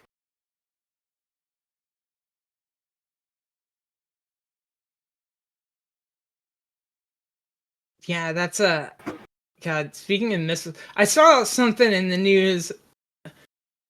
Um, didn't I don't know something. Fuck, I'll talk to you about this later. I can't even remember it clearly, but something about like so Russia launched some missile, but it was really weird because like it's like a long range missile, but it did not a long range missile with a nuclear warhead, so it's just like a really long missile that can blow up a singular building. It's like not it's not that much of a threat. Like the threat of like an intercontinental nuke is that it'll come over and nuke a big area really quick and you won't see it coming. But like, Yeah. is anyone really scared that you're gonna lob a fucking missile from Russia to Germany and blow up a single building like that? It's just, I don't know. I have to look up the news article. I'm gonna have to cut this whole little bit out because it doesn't. I did read a bit about it. What was of particular noteworthiness was that it's lightweight, so its speed is faster than anything else that they've produced. Um, which I guess is what harkens to the intercontinental nature of it. Like, oh, if they could use it in this way, what's to stop them from using it against other territories? Mm-hmm. Um, I think it was also announced on Russian TV, wasn't it? It's something like that. It's hard to tell too. Russian TV is like it's officially an arm of the state, so you can't trust the thing that gets put on there, Yeah, because it's all put on there with purpose. Which is why it's also so bizarre that some of the stuff they do, like, uh, like putting like photos of like Trump's wife on there, or like, uh, they actively celebrate in their media his cabinet picks. that is Like weird. they like Tulsi Gabbard, she's like a known like the feds watch her because she's like a clear Russian asset. She's been given a lot of money. She's like bought out. It's like really blatant. She gets named like the intelligence position. And the Russian state media is like, yeah, our girl. That's weird. That's a red flag. I don't know. The whole Russian playbook is just to fuck with us and divide and sow division. And a really, I guess, a really easy way to do that is to interfere with us and then make a big laugh out of how they're fucking with us. So that either if you believe it or don't believe it, you're going to have an opinion on it, and you're probably going to disagree with someone on it. It's just so bizarre how effective a strategy it is to just make to disrupt a society by just making them angry at each other.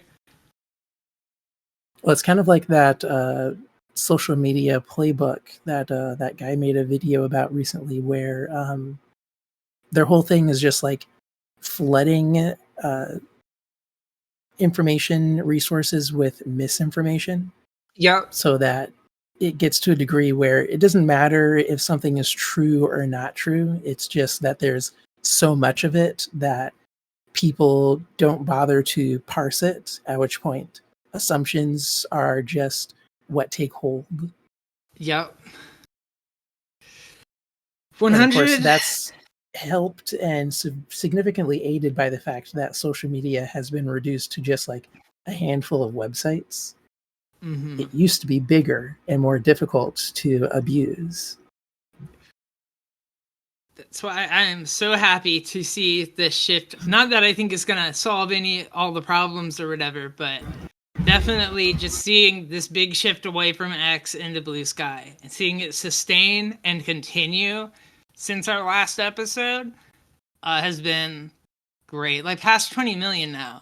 And like I feel like it picked up like the rate too, and just the more people, it's gonna get that effect where now the ball's rolling. You know, it's really happening. It's not a meme anymore.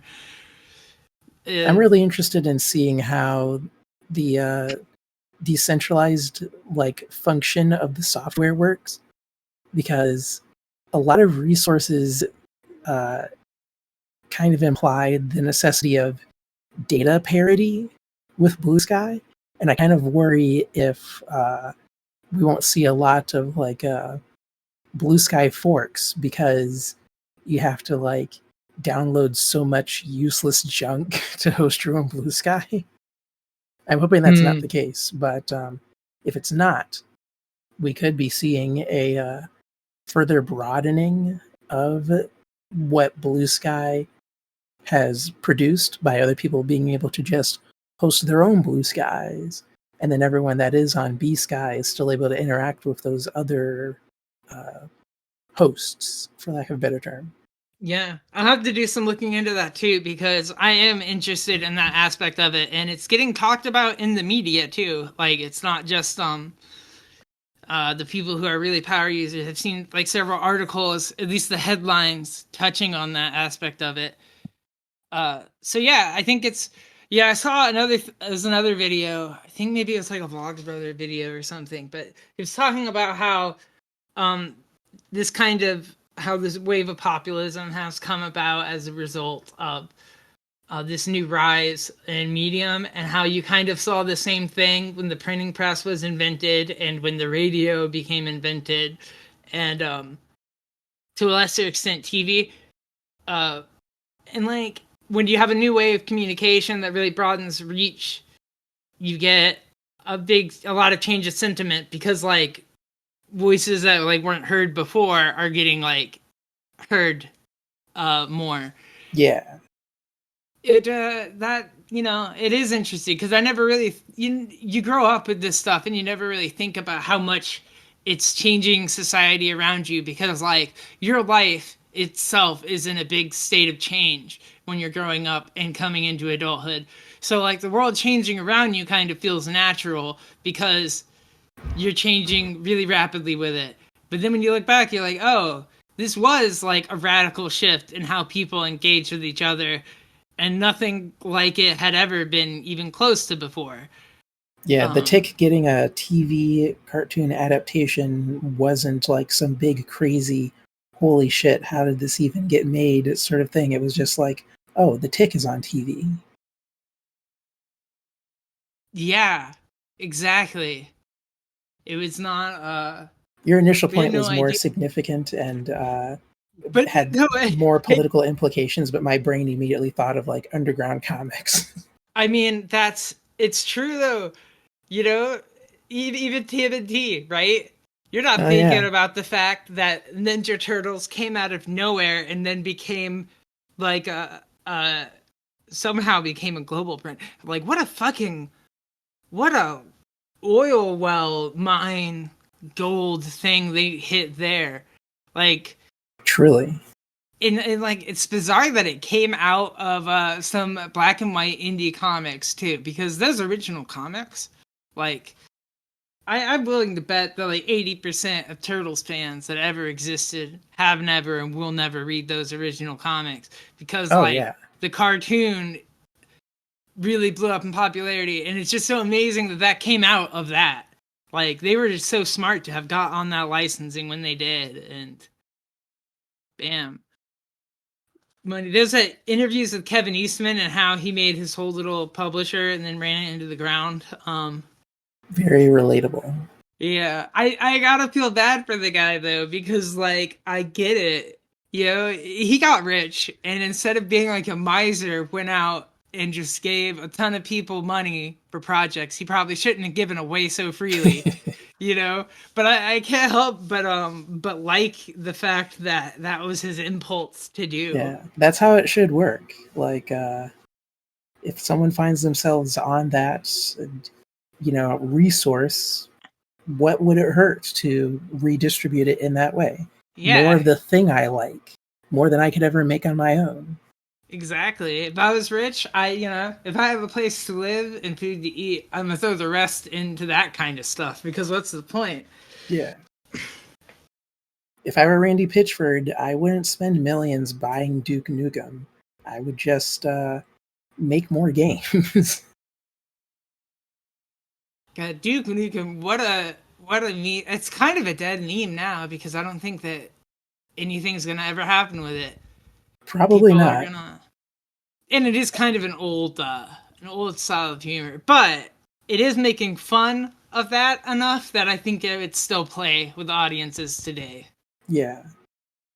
The kind of guy that Duke Nukem as a character is making fun of didn't go away.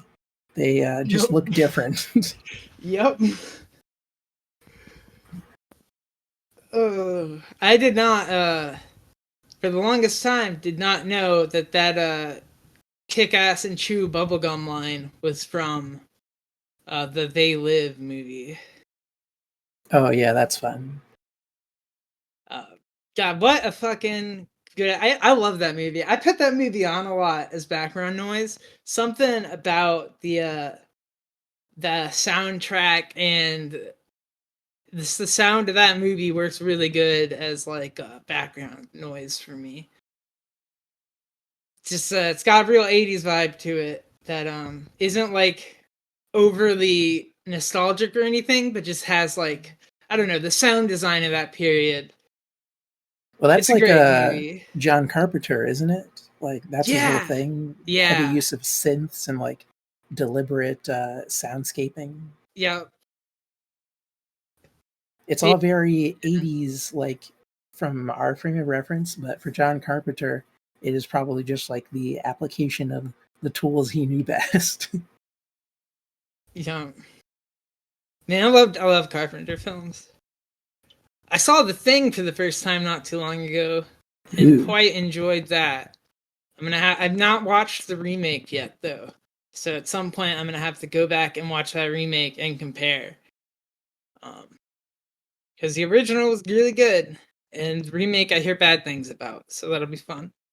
I thought it was okay, but that might just be me with my brain like in default contrarian mode. I'm more forgiving of the less than stellar points than other people are. It I'm does kind of lose that points way for not too. being as practical with most of its effects, but I'm not so precious about that. Like, they probably did save a pretty chunk of money by not doing it all practical. Yeah, I kind of am like that sometimes. Like,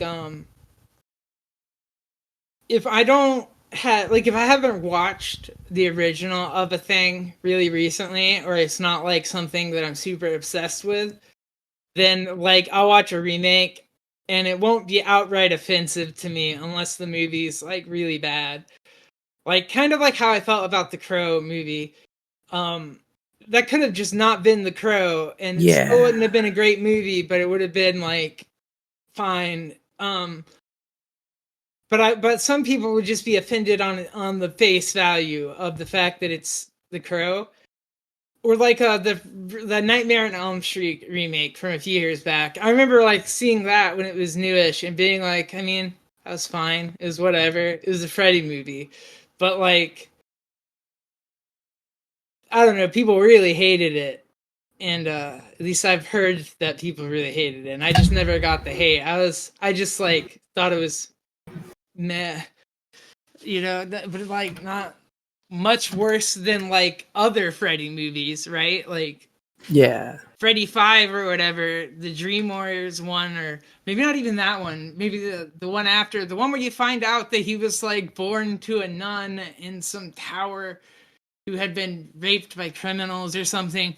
Like that movie was when I was like, I don't think any remake's gonna be worse than this. In fact, except in the respect that they will be less silly. And then I guess, if you want your Freddy movie silly, then you'll be disappointed by the remake because it was not as silly. My favorite thing when it comes to these kinds of films is if it is a movie that I liked. One of my favorite lines from a Tim Rogers video is when he's talking about the RoboCop remake from I think 2014. He just like turns to the side of the screen, sort of like a second camera turn, and then he just says, "It's okay to like that movie." Like he just says, "The RoboCop remake. It's okay to like that movie." I remember that. Because it is like I kind of agree with his point there. Like it's an okay movie. It's just it's how I It's feel about a lot of things. Yeah. With this, it's like how I feel about the '98 Godzilla movie, except for like I think maybe Godzilla fans have a little bit more room to dislike it there. But I mean, maybe it's not the best Godzilla movie, but it's like it's an okay monster movie. It's got I like that guy that plays the thing and he shocks the worms. I And I like like him. the baby Godzillas. Yeah, that are raptor sized, which is really really well timed because dinosaurs in that time period. Oh yeah, late '90s dinosaur mania was going crazy. We were on our third Jurassic Park film. Um, And Disney we was were all in. spending like millions and millions of dollars to animate dinosaurs for one movie. Why did they do that? I think it's wild finding out from I think it was like a Defunct Land video about Disney Channel, but finding out that like Disney Channel would like okay, if they knew that a fish movie was coming out next year, they would include fish facts or like fish things into their like bumpers and stuff. And I'm like, To like wow. indoctrinate you into caring about fish. Yeah. I was like, you know what? This shouldn't surprise me at all, but sneaky bastards. It's like, oh, a fish movie. For some inexplicable reason, I am a fan of fish now. Yeah. I didn't did the same thing happen with dinosaurs? Did some big media company Jurassic Park came out and they're like, okay, we're gonna start dinosaurs and everything. That new sitcom you got, one of them's gonna be an archaeologist. I do remember at one point ABC had a limited fantasy series about like an island in some faraway land that was kind of like a medieval fantasy world, but they had dinosaurs in it. But they're also like main characters who are from the real world, and they just like got transported to the dinosaur island. And I felt like that was the apex and, at least for me, the end of dinosaur mania, because I was young enough that like anything that had higher than a PG rating, my sister insisted we ask our parents to watch first. And there are some scenes in that show that are not like pornographic, but it's kind of like You know that meme going around, unnecessary sex scenes? Mm-hmm. It was kind of like that. And my parents did not vibe with that. And that kind of ruined dinosaurs for me for a while because, yeah, why was there an unnecessary sex scene in my fantasy dinosaur adventure TV show? Yeah, sex and dinosaurs don't go together. Yeah. Thank goodness for Animal Planet. They actually had like a factual limited series just like detailing dinosaur anatomy and diet and habits. I kind of feel bad for people that might have watched that and then like took it as gospel though, because shortly after that ended, all of the new information came out about like, oh, maybe dinosaurs have feathers. And then people were railing against that, like, no, that's not what was in the Animal Planet TV show. And it's like, well, it's science. Maybe they found something new. It gets better over time. That is kind of one of the shitty things about science. You get attached to things you learned as a kid, and then when it inevitably changes, you have feelings about it in a Yeah. negative way. You know, I'm not going to say that it took me a while to accept that Pluto wasn't a planet, but it does feel weird to think about.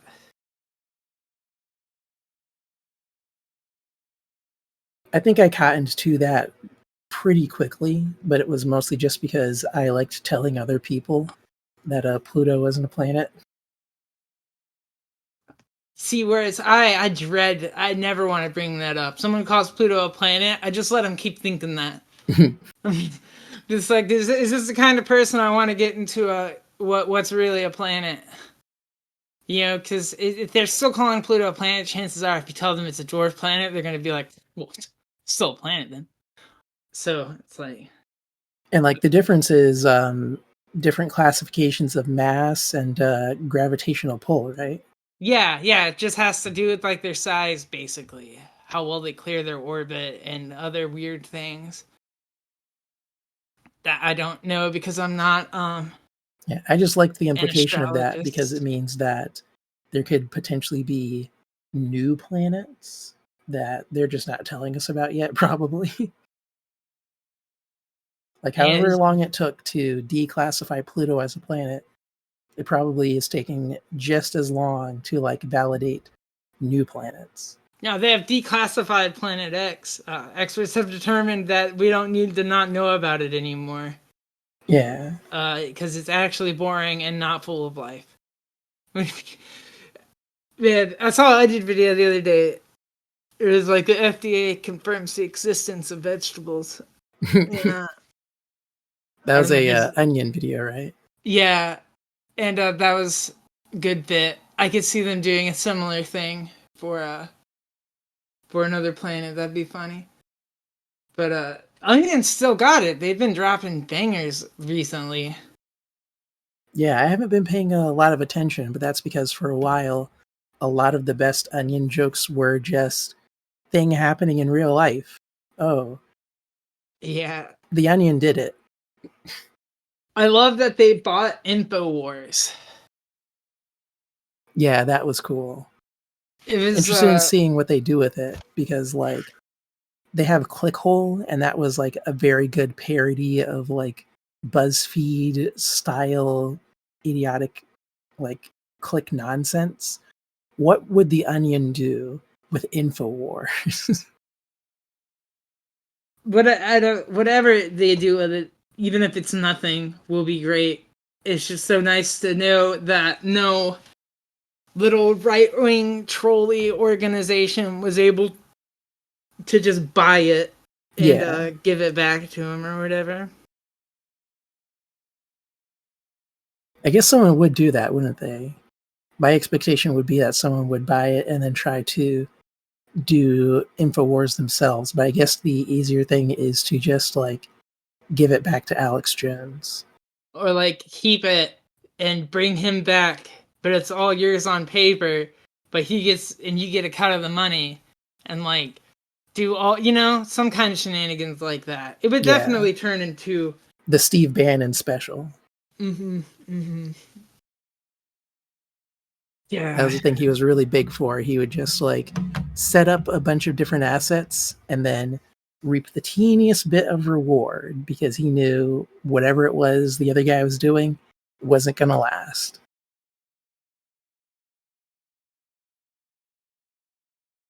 God damn you, Steve Bannon. You will get yours one day. Yeah, it frustrates me that he is not still in jail. How did they let that happen? Dropping the ball, America. Yeah.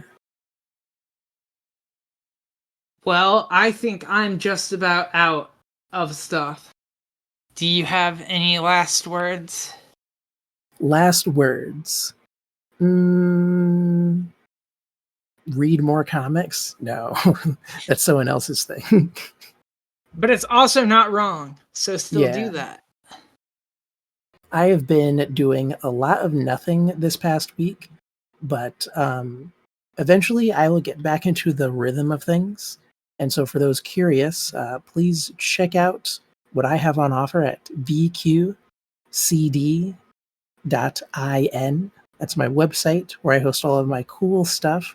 No weird right wing nonsense, and no click holes. And you can find me on Blue Sky or any social media under SnakeJess or SnakeJess Draws. Um, have a good week, and thank you for listening. Thanks for listening.